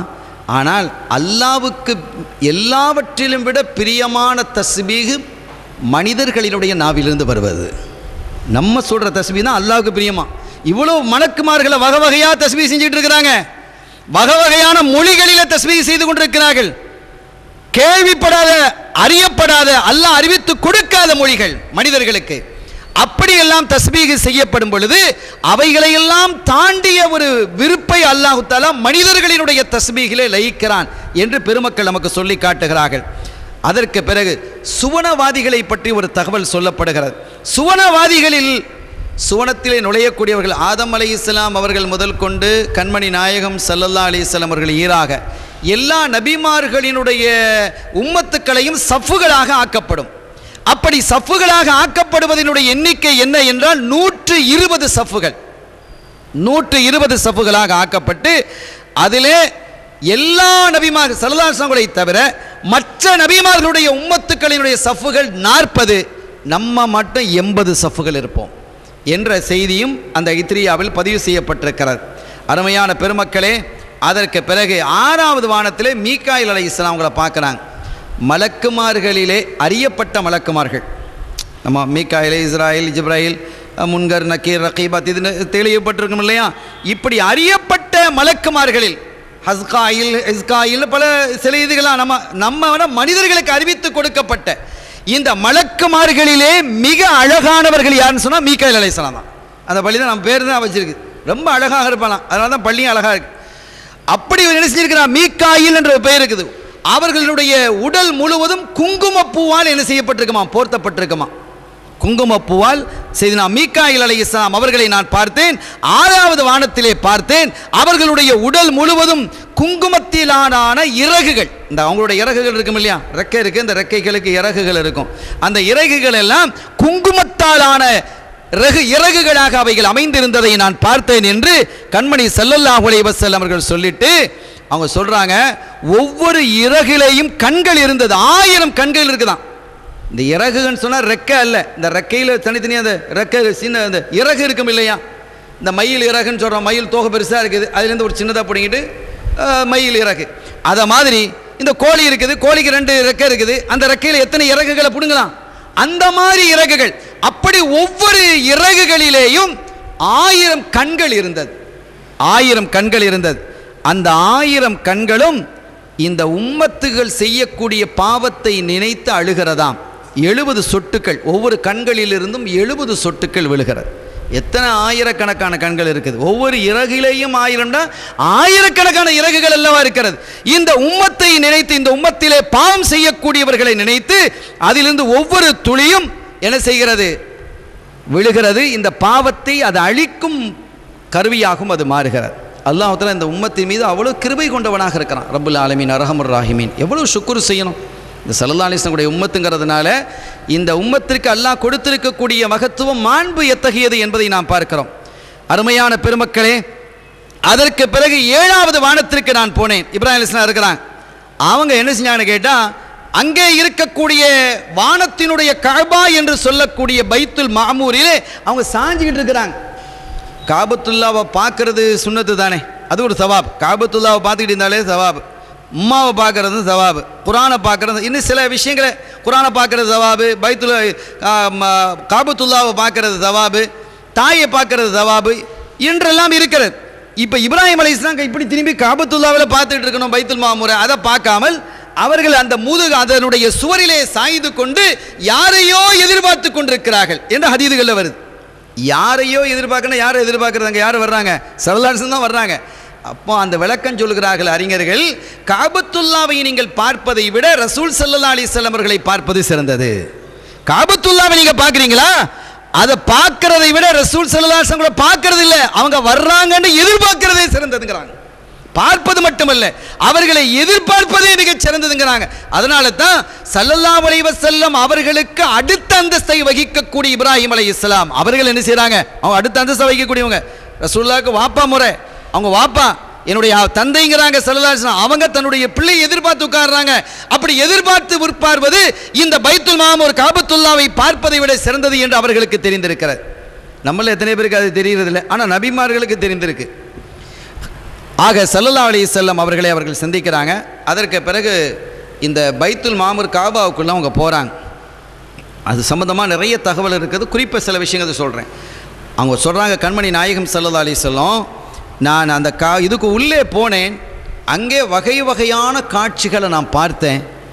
அந்த காட்சிகளையெல்லாம் பார்க்கும் சக்தி மிகுந்த கல்பை அல்லாஹ் எனக்கு தந்தான். அதை பார்க்கறதுக்கு ஒரு என்ன செய்யணும், அந்த பிரம்மாண்டத்தை பார்ப்பதற்கு தனியான ஒரு ஆற்றலும் சக்தியும் வேண்டும். அத்தகைய ஒரு சக்தியை ரப்புல் ஆலமீன் அல்லாஹ் எனக்கு தந்தான் என்று சொல்லிவிட்டு, அந்த செய்திகளை நான் பார்த்தவைகளை, பைத்துல் மாமூருக்குள் நான் பார்த்தவைகளை உங்களுக்கு சொல்வதற்கு எனக்கு அனுமதி இல்லை என்கிறார்கள் ஸல்லல்லாஹு அலைஹி வஸல்லம். அப்போ நம்ம கேட்க முடியாது, ரசூல் ஸல்லல்லாஹு அலைஹி வஸல்லம் அனுமதி இல்லைன்னு. ஆனால் இன்ஷா அல்லாஹ் ஆகிரத்தில் ஸல்லல்லாஹு அலைஹி வஸல்லம் அவங்களே நம்மளை கூட்டிகிட்டு போவாங்க அதெல்லாம் பார்க்கறதுக்கு இன்ஷா அல்லாஹ். சங்கைக்குரிய பெருமக்களே, ஆக அதை பார்ப்பதற்கு நான் பார்த்தேன், ஆனால் அதை உங்களுக்கு சொல்வதற்கு எனக்கு அனுமதி இல்லை என்று அவர்கள் குறிப்பிட்டு காட்டுகிறார்கள். அதற்கு பிறகு சில மனிதர்களை நான் பார்க்கிறேன், அவர்களுடைய முகத்தினுடைய நிறங்கள் எல்லாம் மங்கி போயிருக்கிறது. இவர்களெல்லாம் பாவம் செய்தவர்கள்.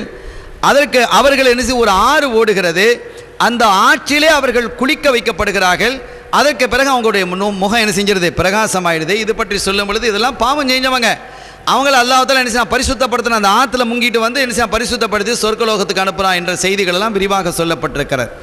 இந்த பைத்துல் மாமூருக்குள்ளால் நுழையக்கூடிய ஒவ்வொரு நாளும் மலக்குமார்கள் உள்ள போய்கிட்டே இருக்கிறாங்க வணக்கம் செய்யறதுக்கு. இதுல பெரிய விசேஷம் என்னன்னு கேட்டா, உள்ளே நுழையக்கூடிய மலக்குமார்கள் யாரும் திரும்பி வர்றதில்லை. உள்ளே போனால் தான் ஒரு என்டர் தான், உள்ளே போயிட்டோமாக திருப்பி வர்றது கிடையாது அப்படின்னு சொன்னால் ஒரு குறிப்பு சொல்கிறாங்க. குறைந்தபட்சம் ஒரு நாளைக்கு 70,000 மலக்குமார்கள் உள்ளே போகிறாங்க.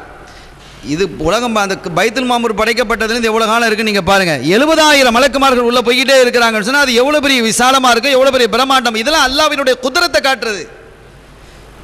இந்த மலக்குமார்கள் எப்படி உருவாகிறார்கள் என்றால் 4வது வானத்திலே நஹருல் ஹயாத், நஹருல் ஹயாத் என்று ஜீவ நதி ஒன்று ஓடுகிறது.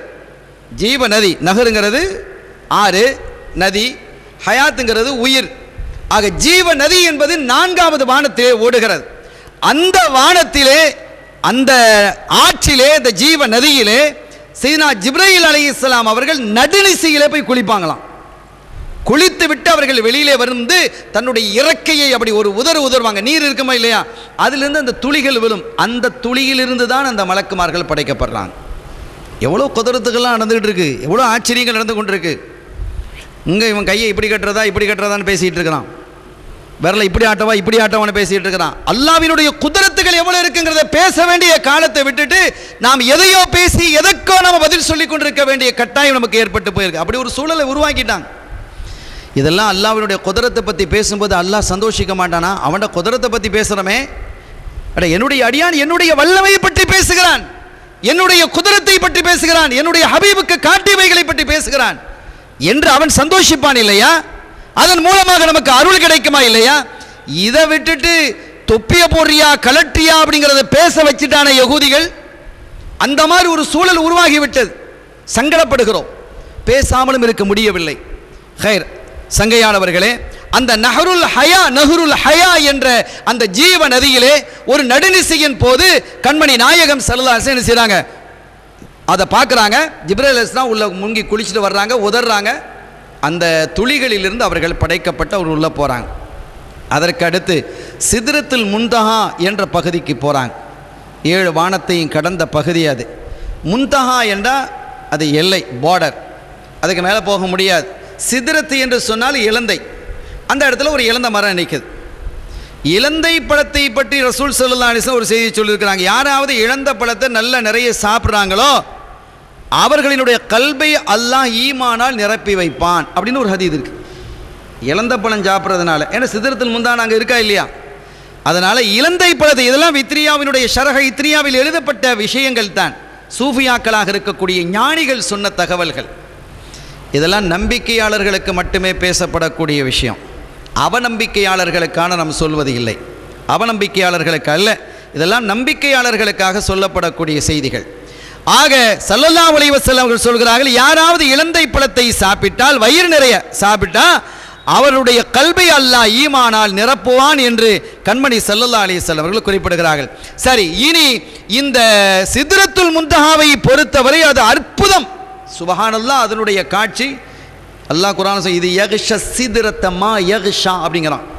அதுவே ஒரு பிரம்மாண்டமாக தான் அல்லாஹ் சொல்கிறான். நீண்ட நெடிய விளக்கங்கள் அதுக்கு சொல்கிறாங்க. சித்ரத்துல் முன்தஹாவிற்கு நிறைய விளக்கங்களை எழுதுகிறாங்க.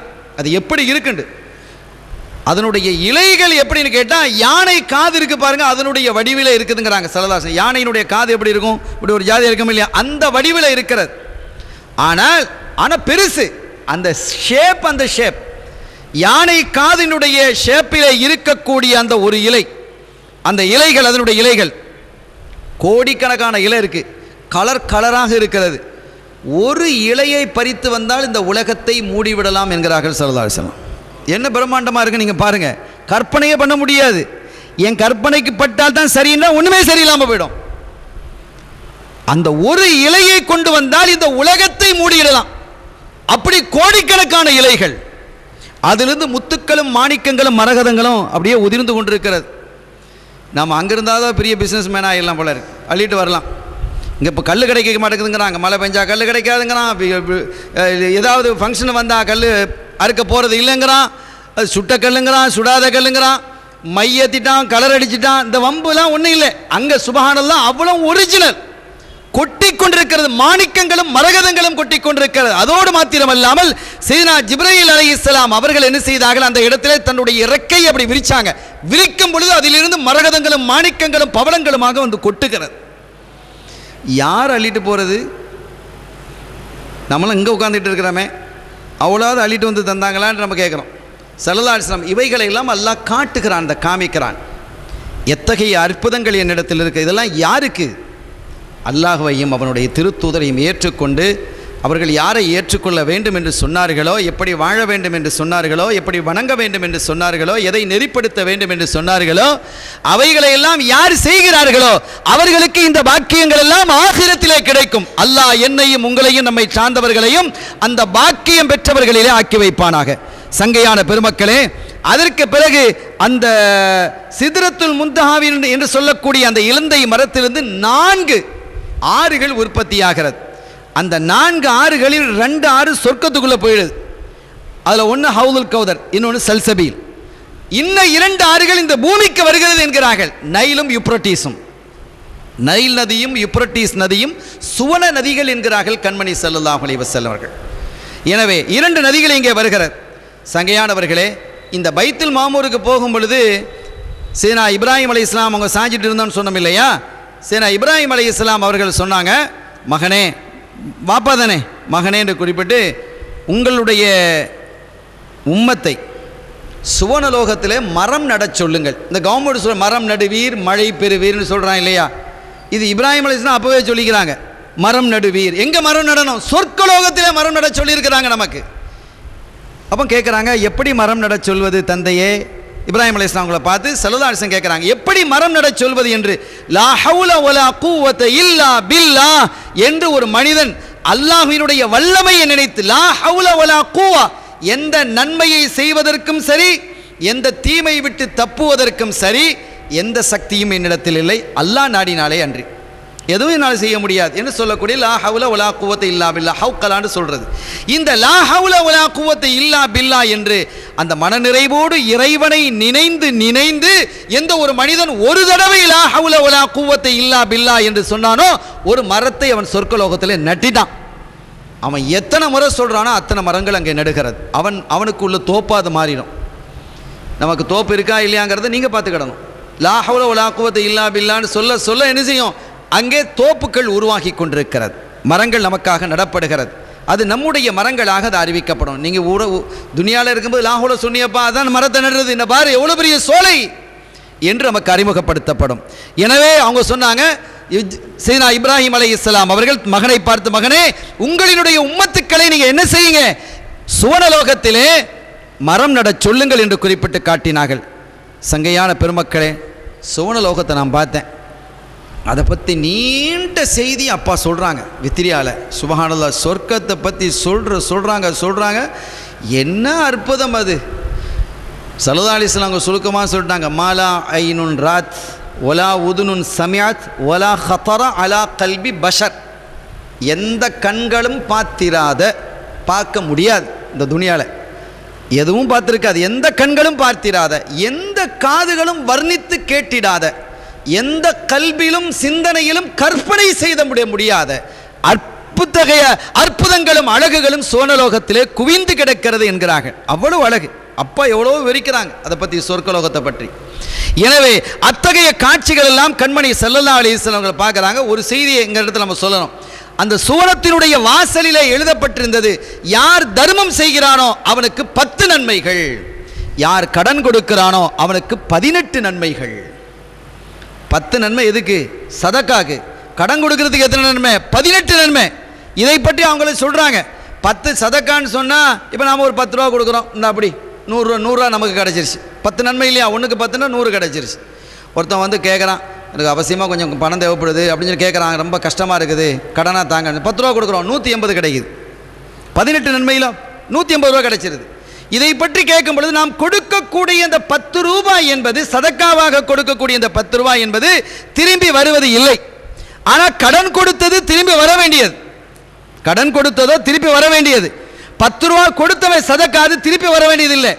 திருப்பி வராததற்கு குறைந்த நன்மை, திருப்பி வர்றதுக்கு கூட நன்மையா அப்படின்னு நம்ம யோசிக்கிறோம். மார்க்கம் எவ்வளோ அழகான மார்க்கம் பாருங்க. இந்த 10 ரூபா திரும்பி வராதுன்னு தானே நீ கொடுக்குற. சதக்கான்னு கொடுத்தா அவன் திருப்பி தருவான்டா நம்ம கொடுக்குறோம். அது முடிஞ்சு போச்சு, சப்ஜெக்ட் முடிஞ்சிருச்சு.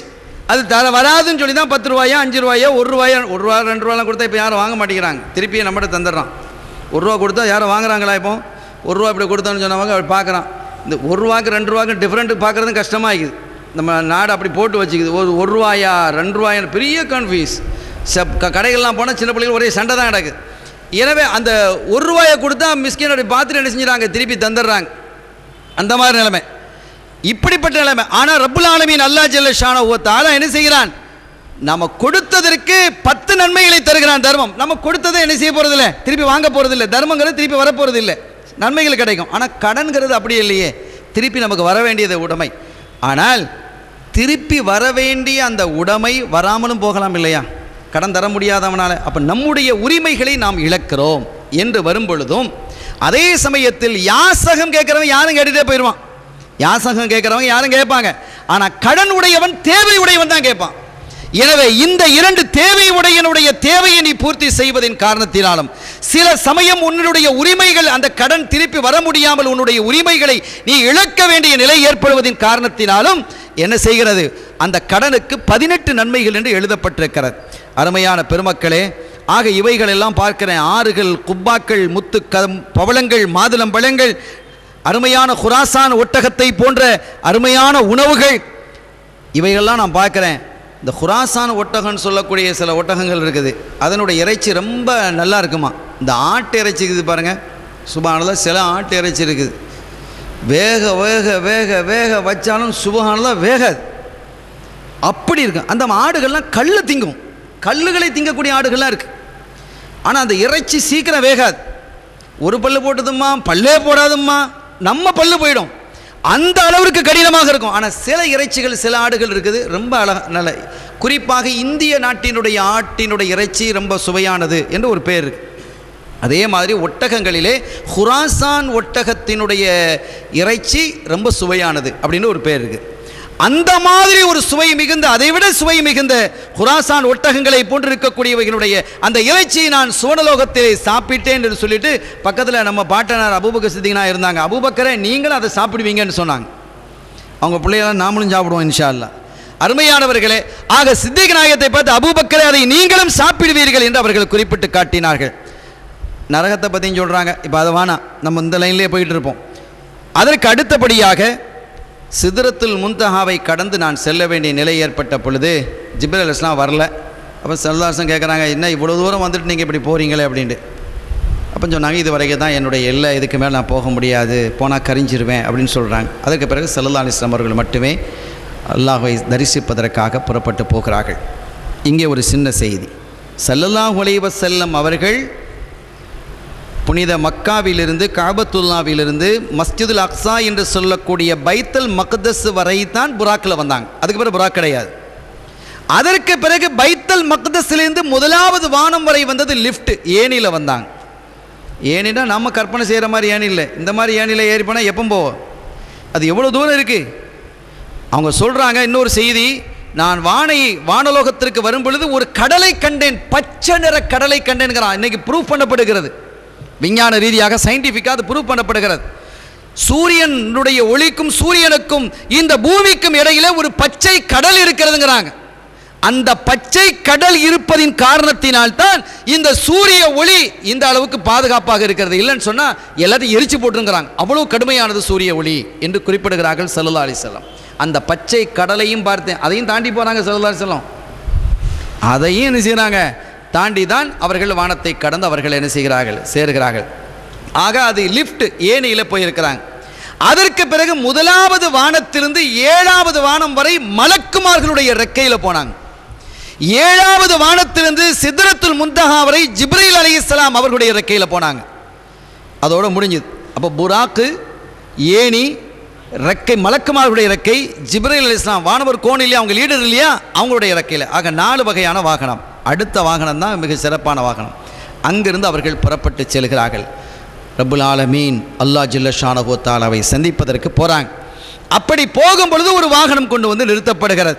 அந்த வாகனத்தினுடைய பெயர் ரஃப்ரஃப். ரஃப்ரஃப் என்ற வாகனம். இந்த வாகனம் எதால் உருவாக்கப்பட்டதுன்னா அது ஒரு பெரிய ஆச்சரியம் பாருங்க. ஒளி, இந்த வெளிச்சம் இருக்குல்ல, இதாலும் காற்றினாலும் அல்லாஹ் உருவாக்கி இருக்கிறான். ரெண்டையுமே பார்க்க முடியாது, பிடிக்க முடியாதது. காற்றையும் ஒளியையும் வெளிச்சத்தையும் கொண்டு உருவாக்கப்பட்ட ஒரு ஸ்பெஷல் வாகனத்தை ரப்புல் ஆலமீன் அல்லாஹ் ஜல்ல ஷானஹு வ தஆலா தன்னுடைய ஹபீப் சையதுனா முஹம்மதுர் ரசூலுல்லாஹி ஸல்லல்லாஹு அலைஹி வஸல்லம் அவர்களுக்கு உருவாக்கி அதில் பிரயாணித்து வர சொல்கிறான். அவர்கள் பிரயாணித்து போகிறாங்க. அப்படி போகும் பொழுது 70,000 திரைகள் இருந்தது. சித்ரத்துல் முன்தஹாவிற்கும் அல்லாஹ்வினுடைய சமூகத்திற்கும் இடையிலே 70,000 திரைகள் இருக்கிறது. ஒவ்வொரு திரைகளுக்கு இடையிலும் இருக்கக்கூடிய தூரம் சுப்ஹானல்லாஹ் ஒரு நீண்ட நெடிய தூரம். அவைகள் எல்லாம் அவங்க என்ன செய்கிறாங்க, கடந்து போகிறார்கள். ஒவ்வொரு திரையும் ஒளியினாலானது. சில கடல்களை நான் பார்த்தேன், நெருப்பு குழம்புகளை போன்று இருந்தது. ஆனால் அங்கே உள்ளே நுழையும் பொழுது அது குளிராக இருந்ததுங்கிறாங்க. இப்படி அதிசயமான அதிசயங்கள், ஆச்சரியமான ஆச்சரியங்கள் அல்லாஹு தஆலா வானலோகத்திலே நிறைத்து வைத்திருக்கிறான். அவனுடைய குதரத், அவனுடைய வல்லமை, அவனுடைய சக்தியை அல்லாஹு தஆலா அங்கே விரிவாக்கி வைத்திருக்கிறான். அதையெல்லாம் அருள் நபி கண்மணி சையதுனா முஹம்மதுர் ரசூலுல்லாஹி ஸல்லல்லாஹு அலைஹி வஸல்லம் அவர்கள் பார்த்து கொண்டே அவர்கள் செல்கிறார்கள். சங்கையான பெருமக்களே, ஒரு கட்டத்தில் அவர்கள் செல்லும் பொழுது இந்த லவ்ஹுல பேனா எழுதுது பாருங்க, கலம், அந்த கலம் லவ்ஹிலே அந்த பேனா எழுதக்கூடிய சப்தத்தை நான் கேட்டேன் என்கிறார்கள். அந்த சப்தத்தையும் நான் கேட்டேன் என்கிறார்கள். அந்த அளவிற்கு அவர்கள் மிகவும் உயர்ந்து அவர்கள் போய்கிட்டே இருக்கிறாங்க. ரொம்ப உயரமாக சென்று கொண்டிருக்கிறார்கள். ஒரு திரைக்கும் இன்னொரு திரைக்கும் இடையிலே உள்ள தூரத்தை பற்றி சொல்லும் பொழுது 500 வருஷ தூரங்கிறாங்க. ஒரு குதிரையில் போகக்கூடிய ஒருத்தன் 500 வருஷம் நான் ஸ்டாப், எங்கேயும் நிறுத்தாம 500 வருஷம் பிரயாணம் பண்ணான்னு வைங்க, எவ்வளவு தூரமோ அவ்வளவு தூரம் முதல் திரைக்கும் இரண்டாவது திரைக்கும் இடையில. இப்படி 70,000 திரைகள் இருக்குது. கற்பனைக்கு அடைபடுதா? கற்பனைக்கு அடைபடாதது தான் அல்லாஹ்வினுடைய குதரத், வல்லமை அது. எனவே அத்தகைய வல்லமையும் சிறப்பையும் ஸல்லல்லாஹு அலைஹி வஸல்லம் அவர்கள் காண்கிறார்கள். அவைகளை எல்லாம் கடந்து கொண்டே இருக்கிறார்கள். கடைசியாக அரிஷ் அவங்க நெருங்குறாங்க. 70,000 திரைகளையும் கடந்து போனதற்கு பிறகு அவர்கள் அரிஷை நெருங்கும் பொழுது அரிஷ் கண்மணி ஸல்லல்லாஹு அலைஹி வஸல்லம் உடைய முந்தானையை பிடித்து கொண்டது. அந்த அரிஷினுடைய பிரம்மாண்டத்தை பற்றி தனியாக சப்ஜெக்ட் இருக்கு. இது எவ்வளவு நேரம் சொல்றதுன்னு எனக்கு சொல்ல முடியல. அந்த அளவுக்கு அரிஷை பற்றி உண்டான தகவல்கள் நீண்ட தகவல். ஒரு சின்ன ஒரு குறிப்பை மட்டும் நான் சொல்லுகிறேன். அரிஷினுடைய தன்மை என்ன என்று சொல்லும் பொழுது ஒரு வித்தியாசமான படைப்பு என்கிறார்கள் ஆரிஃபீன்கள். அது ஒரு வித்தியாசமான படைப்பு. ஒரு தூண், 4 தூண் இருக்கு அரிஷுக்கு. அந்த அரிஷுக்கு இருக்கக்கூடிய 4 தூண்கள், ஒரு தூணுக்கும் இன்னொரு தூணுக்கும் இடையிலே உள்ள தூரத்தை பற்றி சொல்லும் பொழுது விரைவாக பறந்து செல்லக்கூடிய ஒரு பட்சி, ஒரு பறவை, ரொம்ப விரைவாக பறந்து செல்லக்கூடிய ஒரு பறவை 80,000 வருஷம் பறந்தால் எவ்வளவு தூரம் பறக்குமோ அவ்வளவு தூரம் ஒரு தூணுக்கும் இன்னொரு தூணுக்கும் இடையில் இருக்கக்கூடிய கேப்புங்கிறாங்க. கற்பனைக்கு அடைபடாது.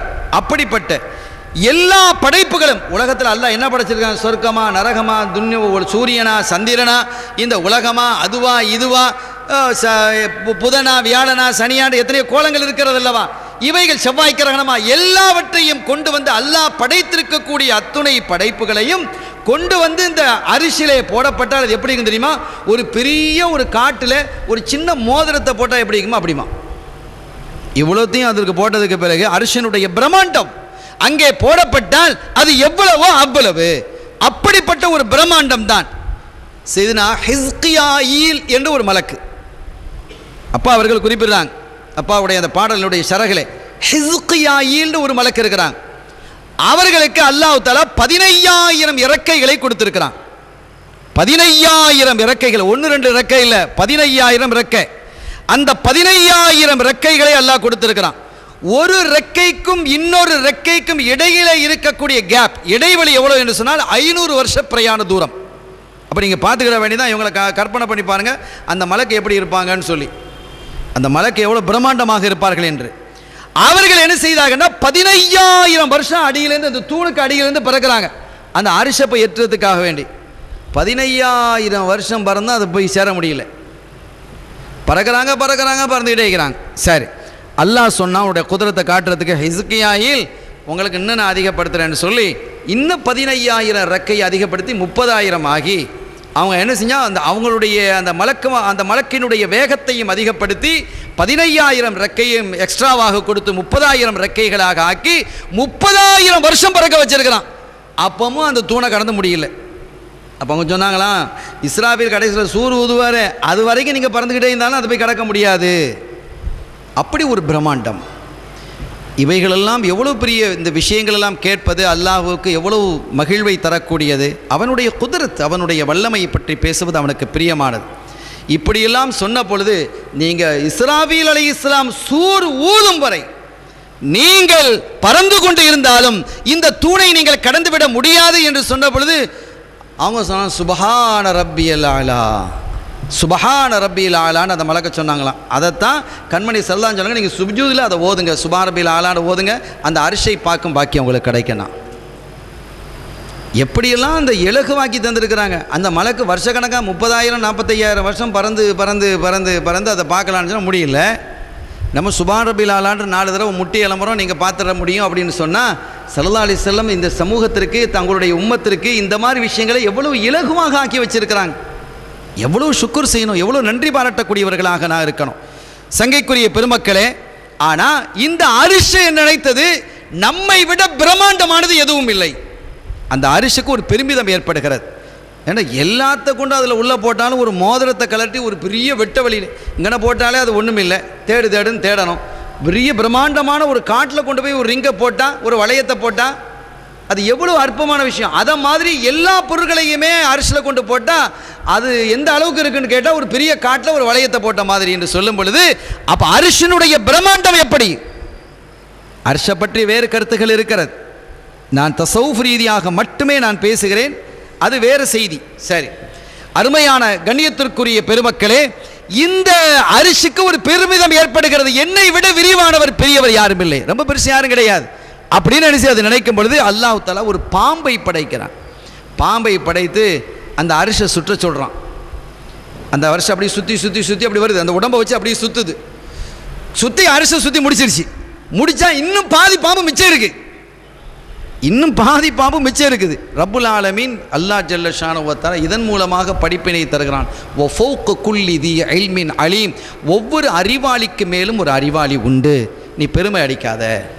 ஒவ்வொரு சக்தி மிகுந்தவனுக்கு மேலும் ஒரு சக்தி மிகுந்தவன் உண்டு, ஒவ்வொரு ஆற்றல் மிகுந்தவனுக்கு மேலும் ஒவ்வொரு ஆற்றல் மிகுந்தவன் உண்டு என்பதை சொல்லி காட்டுவதற்கான ஒரு படிப்பினை இது. சங்கையானவர்களே, இப்படி ஒரு பிரம்மாண்டமான அரிசி அங்கே இருக்கிறது என்று அவர்கள் குறிப்பிட்டு காட்டிட்டு அந்த பாம்பை பற்றி சொல்லும் பொழுது அந்த பாம்புக்கு 70,000 ரெக்கைகள். ரெக்கை உள்ள பாம்புகள் இருக்கு, இன்னைக்கு பூமியிலே இருக்கு, பறந்து பறந்து தாக்கும் அப்படின்லாம் இருக்கு. மீன்களே இருக்கு, ஃப்ளையிங் விஷயம் இருக்கு. ஆக இந்த 70,000 இறக்கைகள் இருக்கிறது. ஒவ்வொரு ரெக்கைகளிலேயும் 70,000 முகம் இருக்கிறது. ஒவ்வொரு முகத்திலேயும் 70,000 வாய்கள் இருக்கிறது. ஒவ்வொரு வாயிலேயும் 70,000 நாக்குகள் இருக்கிறது. அவைகளை கொண்டு அந்த பாம்பு தஸ்பீஹ் செய்து கொண்டிருக்கிறது. அல்லாஹு தஆலா மனுஷன் தான் தஸ்பீஹ் சொல்றதுக்கு, தஸ்பீஹ் செய்யறதுக்கும், திக்ர் செய்யறதுக்கும், தக்பீர் செய்யறதுக்கும் சடைவாய்க்குது. சுபான சுபான சுபான சுபான அடிச்சு விட்டுறோம் 33 தடவை. சுபான சுபான சுபான சுபஹானல்லாஹ், அது அவ்வளோ ஆச்சரியமாக இருக்குது. அப்படி என்ன செஞ்சிடறோம், பறத்தி முடிச்சிடறோம். ஆனால் அல்லாவை தஸ்பீஹ் செய்யக்கூடிய படைப்பினங்களுடைய அளவை பார்த்தால் சுபஹானல்லாஹ் தான் சொல்கிறோம், அதுக்கும் சுபஹானல்லாஹ் தான். அவ்வளோ ஆச்சரியமாக இருக்கிறது. அவ்வளவு படைப்பினங்களை அல்லாஹ் என்ன செய்ய தஸ்பீஹ் செய்ய வச்சிருக்கிறான். ஆனால் இதில் பெரிய வேடிக்கை என்னன்னு கேட்டால் எல்லாத்தையும் விட்டுட்டு அல்லாஹ் நம்ம தஸ்பீஹை தான் என்ன செய்யறான், ரொம்ப விரும்புகிறான். எவ்வளோ பெரிய குதிரத்தான ஒரு விஷயங்கிறத பாருங்கள். சங்கைக்குரிய பெருமக்களே, இவைகளெல்லாம் கடந்து அவங்க அந்த அரிசிக்கிட்ட போகும் பொழுது அந்த அரிசி ஸல்லல்லாஹு அலைஹி வஸல்லம் முந்தானையை பிடித்து கொண்டது. பிடித்து கொண்டு, நாயகமே உங்களை எவ்வளவு காலம் நான் தேடிக்கொண்டிருந்தேன் நாயகமே, என்ன அப்படின்னு கேட்குறாங்க. அல்லாஹு தஆலா என்னை படைத்த பொழுது லா இலாஹ இல்லல்லாஹ் என்று என்னுடைய நெற்றியில் எழுதினான். ஜலாலியத் எல்லாம் ஜலாலியத்தில் நின்றுது. ஆட்டம் கட கட கடண்டு என்னுடைய உடம்பெல்லாம் ஆட ஆரம்பிச்சிட்டு, என்னுடைய உடம்பெல்லாம் ஆட ஆரம்பித்தது. என்னுடைய ஜலாலியத்தை என்னால் தாங்க முடியாமல் போய்விட்டது. அதற்கு பிறகு என்ன செய்ய, அதோடு இணைத்து முஹம்மதுர் ரசூலுல்லாஹ் என்ற ஜமாலியத்தை எழுதிய போது நான் அமைதியாகிவிட்டேன், குளிர்ந்து போய்விட்டேன் நாயகமே. அதனால் உங்களை நன்றியோடு உங்களுக்கு ஷுக்குர் செய்ய வேண்டும் என்று உங்களை நான் எதிர்பார்த்து கொண்டிருந்தேன். இன்று தான் எனக்கு அந்த வாய்ப்பு கிடைத்தது என்று அரிசி சொன்னதாகவும் அப்பா அவர்களுடைய கருத்திலே உள்ள இந்த வித்ரியாவினுடைய ஷரஹ் வித்ரியாவிலே எழுதப்பட்டிருக்கிறது. அருமையான பெருமக்களே, இதையும் கடந்துதான் ரப்புல் ஆலமீன் அல்லாஹ் ஜல்ல ஷானஹு வ தஆலாவை கண்மணி நாயகம் ஸல்லல்லாஹு அலைஹி வஸல்லம் அவர்கள் சந்திக்கச் செல்கிறார்கள். சங்கையானவர்களே, இந்த சந்திப்பை குறித்து ஒரு தனி செய்தியே இருக்கிறது. நான் இதற்கு மேலும் விவரிக்க முடியாது, இருந்தாலும் இந்த தகவலை நான் சொல்லியாக வேண்டும். சும்ம தனா ஃபததல்லா ஃபகான காப கௌசைனி அவ் அதுனா என்கிறான் அல்லாஹ். அவர்கள் நெருங்கிக் கொண்டிருந்தார்கள். அவங்க என்ன செஞ்சாங்க? நெருங்கிக் கொண்டிருந்தார்கள். அல்லாஹ்வே என்ன செஞ்சாங்க? ஸல்லல்லாஹு அலைஹி வஸல்லம் ரொம்ப நெருங்கிட்டாங்க. எந்த அளவிற்கு? 2 வில்களினுடைய முனைகளை போன்று மிக நெருக்கமாக ஆனார்கள் என்று அவர்கள் குறிப்பிட்டு காட்டுகிறார்கள். அப்படி குறிப்பிட்டு காட்டி ரப்புல் ஆலமீன் அல்லாஹ் ஜல்ல ஷானஹு வ தஆலா அவங்க நெருங்கி இருந்த பொழுது அல்லாஹு தாலாவுக்கும் ஸல்லல்லாஹு அலைஹி வஸல்லம் அவர்களுக்கு இடையிலே நடந்த உரையாடல்கள் என்ன என்பதை பற்றி சொல்லும்போது நீண்ட பேச்சுகள் நடந்திருக்கு. ரப்புல் ஆலமீன் அல்லாஹ் அவனுடைய அந்த உள்ளங்கையை என்னுடைய இதயத்தில் வைத்தான். அவனுடைய உள்ளங்கையை என்னுடைய கல்பில் வச்சான். அப்படி வைத்த பொழுது என்னுடைய இதயம் குளிர்ந்து போய்விட்டது. நான் அனைத்தையும் அறிந்து கொண்டேன் என்கிறார்கள் ஸல்லல்லாஹு அலைஹி வஸல்லம். எல்லா ஞானமும் எனக்கு தரப்பட்டது. இப்போ இல்முல் கைபு இல்லைன்னு அவன் பேசிட்டு கிடப்பான். இப்போ அதுக்கு விளக்கம் சொல்ல போனாங்கன்னா அது ட்ராக் மாறி போயிடும். எனவே இந்த சுவையை நாம் விட்டு விலகக்கூடாது என்பதற்காகவே என்ன செய்கிறேன், இதை நான் சொல்லிக் கொண்டிருக்கிறேன். சங்கையான பெருமக்களே, அவன் ரப்புல் ஆலமீன் அல்லாஹ் ஜல்ல ஷானஹு வ தஆலா என்னுடைய இதயத்தில் அவனுடைய கையை வைத்த பொழுது என்னுடைய இதயம் குளிர்ந்து போனது. எனக்கு எல்லா விதமான ஞானமும் அல்லாஹ் அதன் மூலமாக கற்றுத்தந்தான். நான் அனைத்தையும் கற்றுக்கொண்டேன் என்று அருள் நபி சையதுனா முஹம்மதுர் ரசூலுல்லாஹி ஸல்லல்லாஹு அலைஹி வஸல்லம் அவர்கள் குறிப்பிட்டு காட்டுகிறார்கள். அருமையான பெருமக்களே, அப்போ அல்லாஹு தாலா சொல்கிறான், நாயகமே எனக்கு காணிக்கை வைங்களேன். அத்தஹியாத்து லில்லாஹி ஸல்லல்லாஹு அலைஹி வஸல்லம் அந்த காணிக்கையை வைக்கிறாங்க. உங்கள் உம்மத்தினுடைய காணிக்கை என்ன அப்படின்னு கேட்குறான். நம்ம காணிக்கை என்னன்னு கேட்குறான் அல்லாஹ். பாருங்கள், காணிக்கை கேட்குறான் அல்லாஹ். உங்கள் உம்மத்தினுடைய காணிக்கை என்ன என்று கேட்க பொழுது ஸல்லல்லாஹு அலைஹி வஸல்லம் சொன்ன பதிலை பாருங்கள், அல்லாஹ் சொன்ன பதிலையும் பாருங்கள். எவ்வளோ அர்ஹமுர் ராஹிமீன், எவ்வளோ மதிநுட்பமாக ஸல்லல்லாஹு சொல்லியிருக்கிறாங்க. உன்னை புகழ்வாங்க, உன்னை துதிப்பாங்க, உன்னை போற்றுவார்கள், உன்னை தக்பீர் செய்வார்கள், தஹமீத் எவ்வளோ சொல்லலாம் இல்லை, அதெல்லாம் சொல்லலை. ரப்பே, என்னுடைய உம்மத்துக்களெல்லாம் பலகீனமானவர்கள், என்ன காணிக்கையை தரப்போகிறாங்க? ஒன்று குறைபாடுகள் அவர்கள்ட்ட இருக்கும். ஒரு கையில் குறைபாடு, இன்னொரு கையில் பாவம் இருக்குது. இதுதான் காணிக்கை இருக்குது. வேறு எதை என்னுடைய உம்மத்துக்கள் தர முடியும்? அவர்களே பலகீனமானவர்கள். ரப்பே, எவ்வளோ அற்புதமாக சொல்கிறாங்க ஸல்லல்லாஹு அலைஹி வஸல்லம். இன்னும் ஆழமாக சிந்திக்க வேண்டிய இடம் இது. ஒரு கையிலே அவர்களுடைய கையிலே குறைபாடுகள் தக்சீர் இருக்கிறது, இன்னொரு கையிலே துனூப் பாவங்கள் தான் இருக்குது. இதுதான் காணிக்கை அப்படின்னு சொன்னதும் அர்ஹமுர் ராஹிமீன் எவ்வளோ ஷுக்குர் செய்யணும் பாருங்க. அவன் சொன்னானா, இந்த தக்சீர்னு சொன்னீங்களே, அந்த குறைபாடுகள், அதை என்ன மகுஃபிரத் என்று சொல்லக்கூடிய பாவத்தை கொண்டு, என்ன பாவ மன்னிப்பை கொண்டு நான் அதை சரி செய்து விடுவேன். துனூபு என்று பாவங்கள் சொன்னீங்களே, அந்த பாவங்களை உங்களுடைய ஷஃபாத்தை கொண்டு நான் அழித்து விடுவேன் என்று சொன்னான். எவ்வளோ பெரிய இரக்கம் உள்ளவர் ரஹ்மான். அல்ஹம்துலில்லாஹ் வ ஷுக்ருலில்லாஹ். எவ்வளோ பெரிய ஷுக்ர் செய்ய வேண்டியிருக்கிறது. அவர்களுடைய தக்சீர் என்ற குறைபாட்டை என்னுடைய மகுஃபிரத்தை கொண்டு நான் என்ன செய்து விடுவேன், அழித்து விடுவேன். அவர்களுடைய துனூபு என்ற பாவங்களை உங்களினுடைய ஷஃபாத்தை கொண்டு நான் அழித்து விடுவேன் என்று அருள் நபி ஸல்லல்லாஹு அலைஹி வஸல்லம் அவர்களுக்கு அர்ஹமுர் ராஹிமீன் எல்லாம் உள்ள ரப்புல் ஆலமீன் அல்லாஹ் ஜல்ல ஷானஹு வ தஆலா என்ன செஞ்சிருக்கிறான், பதில் சொல்லியிருக்கிறான். சங்கையான பெருமக்களே, அப்படிப்பட்ட ரப்புல் ஆலமீனுக்கு நம்ம எவ்வளவு நன்றி உள்ளவர்களாக இருக்க வேண்டும் என்பதை நான் பார்க்க வேண்டும். சரி, நான் இப்னு அப்பாஸ் ரலியல்லாஹு தஆலா சொல்கிறாங்க, ரசூல் ஸல்லல்லாஹு அலைஹி வஸல்லம் அவர்கள் இறைவனை பார்த்தார்கள் அப்படிங்கிறத சொல்கிறாங்க. ஒரு இறை ஞானி சொல்கிறாங்க, சும்ம தனா ஃபததல்லா, அல்லாஹுவை ஸல்லல்லாஹு அலைஹி வஸல்லம் அவர்கள் நெருங்கினார்கள். நெருங்கினார்கள் என்றால் எப்படி நெருங்கினார்கள், எவ்வளவு நெருங்கினாங்க என்பதை பற்றி ஒரு கேள்வி எழும் பொழுது அவங்களுக்கு ஒரு மனசில் சந்தேகம். நெருங்கினார்கள், சும்ம தனா நெருங்கினார்கள், ஃபததல்லா இன்னும் நெருங்கினாங்க. எவ்வளவு நெருக்கத்தில் இருந்தார்கள். இறைவனுக்கும் ஸல்லல்லாஹு அலைஹி வஸல்லம் அவர்களுக்கும் இடையில் உள்ள நெருக்கம் எப்படி இருந்தது? இடைவெளின்னு சொல்ல முடியாது. என்றால் இடம், காலம், நேரம் இவைகளெல்லாம் விட்டு அப்பாற்பட்டவன் அல்லாஹ். எனவே இடைவெளின்னு சொல்ல முடியாது. நெருக்கம் எப்படி இருந்தது என்பதை பற்றி எனக்கு ஒரு நீண்ட நாளாக சந்தேகம் இருந்தது. நான் ஒவ்வொரு பேரறிஞர்களையும் சந்தித்து இதற்கான விளக்கத்தை கேட்டேன். யார்கிட்டையும் எனக்கு நிம்மதியான திருப்தியான பதில் கிடைக்கல. இந்த ஒரு ஆயத்திற்கு மட்டும் நான் எவ்வளோ காலம் நான் அதை விளக்கம் தேனேன் தெரியுமா? 30 வருஷங்கிறாங்க. 30 வருஷம் நான் அந்த ஆயத்திற்கு விளக்கம் தேனேன். இங்கே 30 நாள் இருக்காது. இவன் கிளாஸ் நடத்துகிறான், குரான் கிளாஸ் நடத்துகிறாங்கிறான். அட குரான் சொல்ல தெரியாது, குரானை ஓத தெரியாது, 4 வசனத்தை பாடமாக்கி கொடுத்து 5 ஹதீஸை பாடமாக்கி கொடுத்துட்டு அவன் என்ன செய்யறான்? கிளான்ஸ் நடத்துறான். இது ஒரு பெரிய கேவலமான விஷயம் இல்லையா? இது எவ்வளவு பெரிய கண்டிக்கத்தக்க விஷயம். இந்த இஸ்லாத்தை கேவல இழிவுபடுத்துவது இல்லையா? அப்படிப்பட்ட வேலையை செஞ்சுட்டு இருக்கிறான். இந்த சூஃபி சொல்றாங்க 30 வருஷமாக இந்த ஒரு ஆயத் சும்ம தனா ஃபதல்லா என்பதற்கு 30 வருஷம் நான் பொருளை தேடுறேங்கிறாங்க. அவங்க தேடிட்டு கடைசியில் சொல்கிறாங்க, அப்படி கடைசியாக பார்த்தா 30 வருஷம் தேடி எனக்கு சரியான விளக்கம் கிடைக்கல. அல்லாஹ் ரொம்ப இறக்கப்பட்டுட்டான். ஐயோ பாவம், இவர் 30 வருஷமாக என்ன செய்கிறாரு, போட்டு தேடிட்டாருன்னு சொல்லி அல்லாஹ் ரப்புல் ஆலமீன் அர்ஹமுர் ராஹிமீன் இறக்கப்பட்டு அவன் என்னுடைய கல்வியிலே இந்த ஆயத்திற்கு உதயமாக்கி தந்தான், விளக்கத்தை அவனே உதயமாக்கி தந்தான். இல்ஹாம்னு சொல்கிறது, இது வஹ்பீன்னு சொல்கிறது. இந்த இல்முக்கு பேர் அல்லாவின் புறத்திலிருந்து தரப்படக்கூடிய இல்முக்கு வஹ்பி. அப்படி ஒரு ஞானத்தை அல்லாஹ் எனக்கு தந்தான். அது என்ன பொருள் என்று சொல்லும் பொழுது, நான் அல்லாஹுவை பார்த்தேன். ஸல்லல்லாஹு அலைஹி வஸல்லம், நான் இப்படி நிற்கிறேன், முன்னால் பார்த்தேன் அல்லாஹுவை கண்டேன், பின்னால் பார்த்தேன் அல்லாஹுவை கண்டேன், மேலே பார்த்தேன் அல்லாஹுவை கண்டேன், கீழே பார்த்தேன் அல்லாஹுவை கண்டேன், வலப்புறம் பார்த்தேன் அல்லாஹுவை கண்டேன், இடப்புறம் பார்த்தேன் அல்லாஹ்வை கண்டேன். அப்போ எங்கே இல்லை அல்லாஹ்? இது என்ன? இதுக்கு எப்படி விளக்கம் சொல்கிறது? இந்த விளக்கம் இவ்வளோடு நான் நிறுத்தி கொள்கிறேன்ட்டாங்க அவங்களும். நாமளும் அதோடு நிறுத்திக்கிட முடியும். அவங்களே இதோடு நிறுத்திக்கிடும் போது நம்ம அதுக்கு மேலே நம்ம போக முடியுமா? பாய முடியுமா? ஒன்று கிடக்க ஒன்று கால் முடிஞ்சா என்ன செய்கிறது? எனவே ரொம்ப கவனமாக இருக்குது. இந்த மாதிரி செய்திகளை பேசும்போது மிக கவனமாக இருக்க வேண்டும். ஆக அவர்கள் அதோடு நிறுத்தி கொண்டாங்க. இதோடு நான் நிறுத்திக் கொள்கிறேன்டாங்க.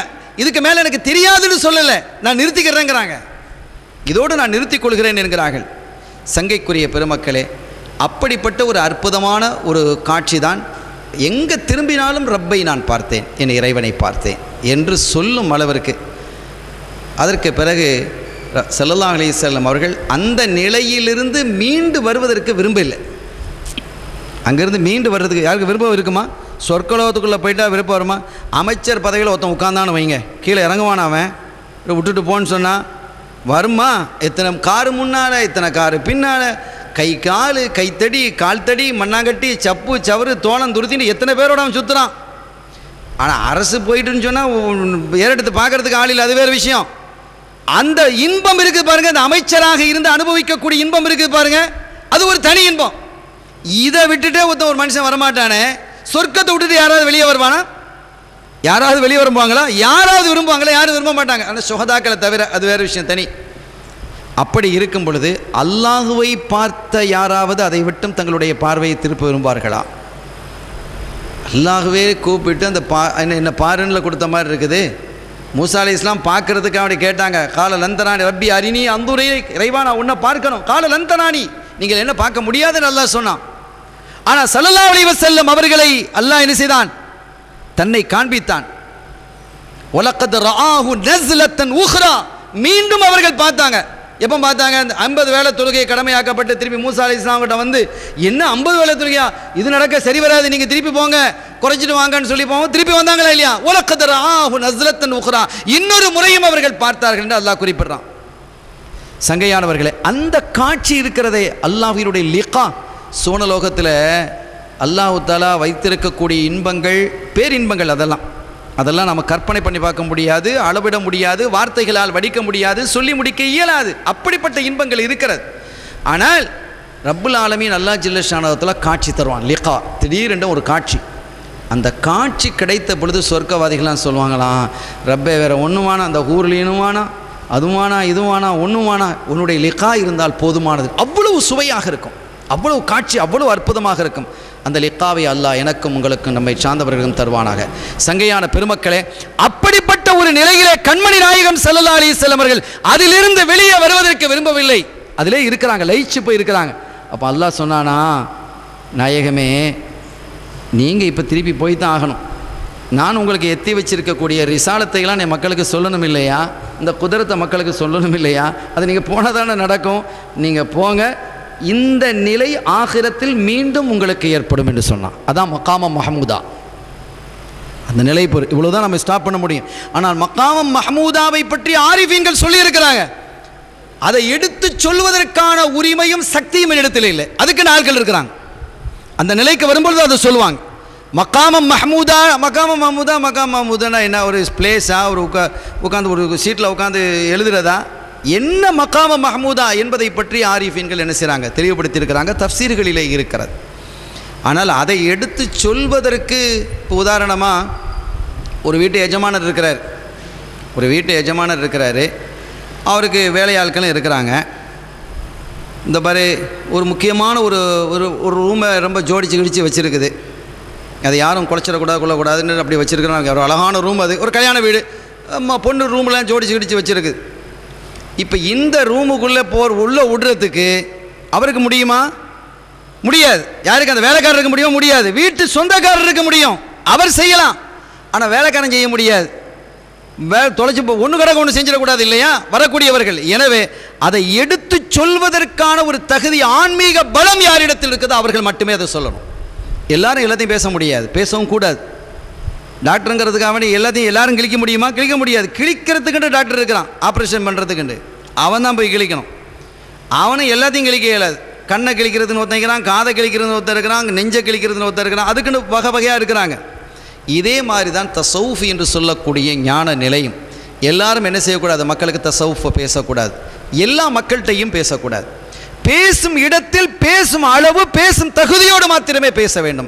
அந்த மாதிரி மகாம மஹமூதா என்ற நிலையிலே கண்மணி ஸல்லல்லாஹு அலைஹி வஸல்லம் இருக்கிறாங்க. அதை விட்டுட்டு வெளியில் வர விரும்ப இல்லை. அப்படி விரும்பாத பொழுது அல்லாஹ் சொல்கிறான், நாயகமே இப்போ நீங்கள் போங்க, நான் உங்களுக்கு வழங்கி இருக்கக்கூடிய ரிசாலத்தை உங்களுடைய மக்களுக்கு நீங்கள் என்ன செய்யுங்க, எத்தி வையுங்க. எத்தி வச்சதுக்கு பிறகு நாளை ஆகிரத்தில் மீண்டும் இதே நிலையில் நீங்கள் இருப்பீர்கள். அந்த நிலையில் இருந்தால் எப்படி இருக்குன்னு யோசிச்சு பாருங்க. சுபஹானல்லாஹ். நம்ம பாடு எவ்வளோ ராகத்தான பாடாக போயிடும். அவங்க அந்த நிலையில் இருந்துட்டா நம்ம நிலை என்ன, ரொம்ப ராகத்தாயிடும். அல்லாஹ் தஆலா ராகத்தாக ஆக்கி வைப்பானாக. சங்கையான பெருமக்களே, அப்படிப்பட்ட ஒரு நிலையில் பிரிய மனமில்லாமல் 50 வக்து தொழுகைகளை பெற்றுக்கொண்டு ஆமனர் ரசூலு பிமா உன்ஸிலைஹி ஓதுனம் இல்லையா, அதுவும் லா யுகல்லிஃபுல்லாஹு நஃப்ஸன், இதையெல்லாம் ஃபௌஹா இலா அப்திஹி மா அவுஹா என்று அல்லாஹ் தன்னுடைய அடியாருக்கு இதையெல்லாம் அறிவித்தான், சில விஷயங்களை அறிவித்தான். அதில் இந்த ஆயத்துக்களும் உட்படுகிறது. ஆமன ரசூல் ஜிப்ரீல் அலைஹிஸ்ஸலாம் கொண்டு வந்தது இல்லை, அல்லாஹ் நேரடியாக கொடுத்தது. எங்கே? அந்த மேராஜின் போது. ஏன்னா அந்த ஆயத்து ரொம்ப ஹை பவர், அதை சுமக்கிற சக்தி ஜிப்ரீல் அலைஹிஸ்ஸலாம் உங்களுக்கு இல்லை, ஸல்லல்லாஹு அலைஹி வஸல்லம் உங்களுக்கு நேரவே அல்லாஹ் கொடுக்குறான். இப்படி நிறைய நடந்திருக்கிறது, துனியாலே உலகத்திலேயே அது நடந்திருக்குது. புகாரியினுடைய 2ஆம் ஹதீஸிலேயே இது சம்பந்தமான விளக்கங்கள் தெளிவாக சொல்லப்பட்டிருக்கிறது. எல்லா ஆயத்துக்களையும் ஜிப்ரீல் அலைஹிஸ்ஸலாம் கொண்டு வரல. ஜிப்ரீல் அலைஹிஸ்ஸலாம் அவர்களால் சுமக்க முடியாத ஆயத்துக்கள் உண்டு, அவைகளை எல்லாம் அல்லாஹ் நேரடியாக ஸல்லல்லாஹு அலைஹி வஸல்லம் அவர்களுக்கு இறக்கி இருக்கிறான் என்ற தகவல் புகாரியினுடைய 2வது ஹதீஸிலேயே பதிவு செய்யப்பட்டிருக்கிறது. முதல் ஹதீஸ் இன்னமல் அமாலு பின்னியாத், 2வது வகையை பற்றி உண்டான ஹதீஸ். சங்கையானவர்கள், எனவே இப்படிப்பட்ட நிலையிலே என்னுடைய ரிசாலத்தை, இந்த ஆமன ரசூலை பற்றி சொல்லும் பொழுது அது ஹசானாங்கிறாங்க, அது ஒரு பெரிய ஒரு பொக்கிஷங்கிறாங்க. ஹசானத்துல் ஜன்னா, சுவனத்தினுடைய பொக்கிஷம் அது. அதை ஓதக்கூடியவர்களுக்கு அந்த சுவனலோகத்தினுடைய பொக்கிஷங்களை அடைந்து கொள்ளக்கூடிய பாக்கியம் கிடைக்கணும். அல்லாஹ் எவ்வளவு பெரிய லேசாக வச்சிருக்கிறான். சுவனலோகத்தில் பொக்கிஷம், சுவனலோகத்தில் ஹூர்லின் பெண்கள், ஒவ்வொன்றுக்கும் சின்ன சின்ன அமல்கள் தான், சின்ன சின்ன விஷயங்கள் தான். அது உகப்போடும் அந்த நம்பிக்கையோடும் செய்யும் பொழுது ரப்புல் ஆலமீன் அதையெல்லாம் தன்னுடைய அடியார்களுக்கு வழங்குகிறான். ஆக திரும்பி வர விருப்பம் இல்லாமல் ஸல்லல்லாஹு அலைஹி வஸல்லம் வர்றாங்க. அப்படி இறங்கும் பொழுதும் கூட அங்கே இறங்கி வர்றாங்க. இனி இடையில நிறைய விஷயங்கள், மக்காவுக்கு வந்ததுக்கு பிறகு நடந்த விஷயம், அபூ ஜஹல் பேசினது, ஸல்லல்லாஹு அலைஹி வஸல்லம் அவர்கள் தான் அந்த பைத்துல் முகத்தஸ் வரை போயிட்டு வந்ததை நிரூபித்தது, இதற்கு பல நிகழ்வுகள் இருக்கிறது. பகல் நிகழ்வுகள் ஏறக்குறைய கிட்டத்தட்ட 90% நிகழ்வுகளை எல்லாம் நாம் விட்டுட்டு தான் வந்திருக்கிறோம். அருமையான பெருமை. திரும்பி வரும்பொழுது அவர்கள் என்ன செய்கிறாங்கன்னு கேட்டால், இந்த எத்ரியாவிலே எழுதுகிறார்கள், அவங்க எங்கே இறங்குறாங்கன்னு கேட்டால் சீனாவினுடைய கிழக்கு பகுதியிலே இறங்குறாங்க. அங்கே ஏன் போனாங்கன்னு கேட்டால், மூசா அலைஹிஸ்ஸலாம் அவருடைய கௌமை சார்ந்தவர்கள் அவர்கள் வாழ்ந்த பகுதியிலிருந்து, மிஸ்ர் அந்த பகுதியிலிருந்து கிளம்பி இந்த சீனாவினுடைய கிழக்கு பகுதியில் என்ன செஞ்சாங்க, வந்து உட்கார்ந்தாங்க. அங்கே உட்கார்ந்திருக்கிறார்கள். அவர்களுக்கு மூசா அலைஹிஸ்ஸலாம் அவர்கள் சில நசீகத்தை செஞ்சிருக்கிறாங்க. பின்னால் அஹ்மதுன்னு ஒரு நபி வருவாங்க, அவங்கள பார்க்கக்கூடிய பாக்கியம் உங்களுக்கு கிடைக்கும், அப்போ என் சலாம் அவங்களுக்கு சொல்லுங்க. இதற்கு இடையில் மூசா நபி அவங்க பார்த்துட்டாங்க, சரலாசம் பார்க்குறாங்க, சலான் சொல்கிறாங்க, பின்னால் தொழுகிறாங்க, அங்கே வானத்தில் பார்க்குறாங்க, திருப்பி குறைச்சிடுவாங்க. 50 45 45 40 கடைசியில் 5 வரைக்கும் நின்றுது. மூசா அலைஹிஸ்ஸலாம் குறைக்க 5 வரைக்கும் நின்றுது. அதுக்கு பிறகு அவங்க என்ன செஞ்சாங்க, அதுக்கு பிறகு குறைக்க சொன்னாங்க. 5 வேளை தொழுகையும் உங்களால் உங்கள் உம்மத்தால் சுமந்து கொள்ள முடியாது. நம்ம பற்றி ரொம்ப நல்லா தெரிஞ்ச ஒரு நபி மூசா அலைஹிஸ்ஸலாம். அதுவும் நம்ம ரொம்ப தேங்க்ஸ் சொல்லணும் அவங்களுக்கு. மூசா அலைஹிஸ்ஸலாம் அவங்களுக்கு மேலே நிறைய செலவாத்துக்களை சொல்லணும். ஏன்னா அவங்க தான் இன்றைக்கி 55 ஆக்கி இருக்கிறாங்க. இன்னும் குறைக்க சொன்னாங்க. சல்லாம் சொன்னாங்க, இதுக்கு மேலே கிடக்கிறது எனக்கு வெக்கமாக இருக்குது அப்படின்ட்டாங்க. ஏன்னா அதுக்கு மேலேயும் இந்த 5ன்னு சொன்னால் 2ன்னு சொன்னால் இந்த 2க்கு இந்த பாடாக தான் இருக்கும். ஒரு 2ன்னு வந்து இருந்தால் அதுக்கு இந்த பாடாக இருந்திருக்கும். எனவே அதெல்லாம் நடந்திருக்கிறது. இருந்த பொழுதிலும் கூட அவங்க சலாம் சொல்லியிருக்கிறாங்க. மூசா அலைஹிஸ்ஸலாம் அவங்களுக்கு நீங்கள் என்னுடைய சலாமை சொல்லுங்கள் என்றார்கள். அருமையான கண்ணியத்திற்குரிய பெருமக்களே, அவர்கள் என்ன செய்தார்கள்? செய்தனா மூசா அலைஹிஸ்ஸலாம் அவர்களுடைய கௌமுக்கு ஒரு கௌமை பார்த்து சொன்னாங்களா, நீங்களாம் ரசூலுல்லாஹ் அஹ்மத் என்று ஒரு நபி வராங்க ஸல்லல்லாஹு அலைஹி வஸல்லம். அன முஹம்மத், அன அஹ்மத், அன ஹாமித், அன மஹமூத் என்று எத்தனை பெயர்கள் இருக்கு. இப்படி பல பெயர்கள். மாஹி, நான் பாவங்களை அழிக்கக்கூடியவன் என்று. ஆனால் ஹாஷிர், என்னுடைய காலடியில் தான் மக்கள் எல்லாம் எழுப்பப்படுவார்கள் என்றார்கள். அதெல்லாம் ஹதீதுகளில் தெளிவாக சொல்லப்பட்டிருக்கிறது. வரலாற்று செய்தி மாத்திரமல்ல, ஹதீதே இருக்கிறது. அப்படிப்பட்ட நிலையில் மூசா அலைஹிஸ்ஸலாம் என்ன செய்றாங்க, சீனாவினுடைய கிழக்கு பகுதிக்கு அந்த ஸல்லல்லாஹு அலைஹி வஸல்லம் வர்றாங்க.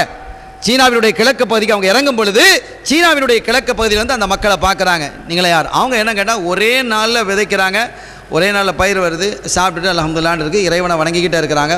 எல்லாருடைய வீடும் ஒன்று போல் இருக்குது. ஒரு வீட்டுக்கும் கதவு கிடையாது. இப்போ கதவையே உடைச்சி உள்ளே போயிடுறான். கதவு இருந்தாலே கதவே உடைச்சி தூளாக போயிட்டான். பெரிய இரும்பு கதவாக இருந்தாலும் சரி தான், ஷட்டராக இருந்தாலும் சரி, எல்லாத்தையும் உடைச்சி கிழிச்சிட்டு போயிடுறான். அங்கே கதவே கிடையாது.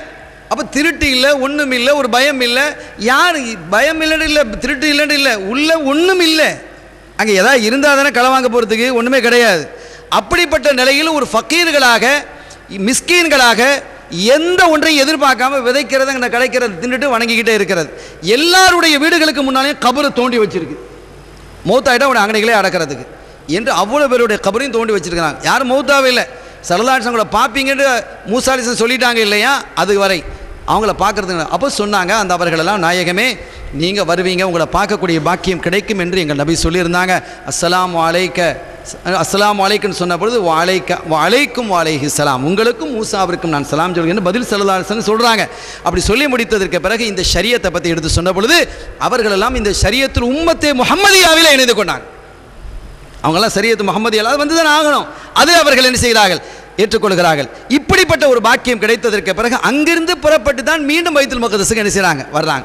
வந்து அதற்கு பிறகு மக்காவிற்கு வருகிறார்கள். இடையிலே நிறைய நிகழ்வுகள் இருக்கிறது. அந்த நிகழ்வினுடைய இறுதியில் ஒன்று சொல்லும் பொழுது பெருமக்கள் சொல்கிறாங்க, ஸல்லல்லாஹு அலைஹி வஸல்லம் அவர்கள் அந்த மேராஜுக்கு செல்லும் பொழுது புராக் இருக்கு பாருங்க, இந்த புராக்கினுடைய உடம்பிலிருந்து, அது ஒரு மிருகம் என்பதால் அந்த புராக்கினுடைய உடம்பில் இருந்து வியர்வை துளிகள் விழிந்தது. சையதுனா ஜிப்ரீல் அலைஹிஸ்ஸலாம் அவர்களினுடைய உடம்பில் இருந்தும் கூட வியர்வை வடிந்தது.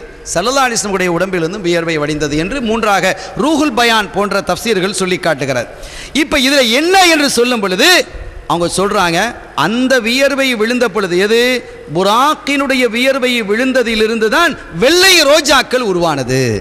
அதே போன்று மஞ்சள் ரோஜாக்கள் இருக்கிறதே, அது சையதுனா ஜிப்ரீல் அலைஹிஸ்ஸலாம் அவர்களினுடைய வியர்வை துளியினுடையது என்று சொல்லிட்டு, என் வியர்வை துளியின் தான் ரோஸுகள், சிகப்பு ரோஜாக்கள் உருவானது.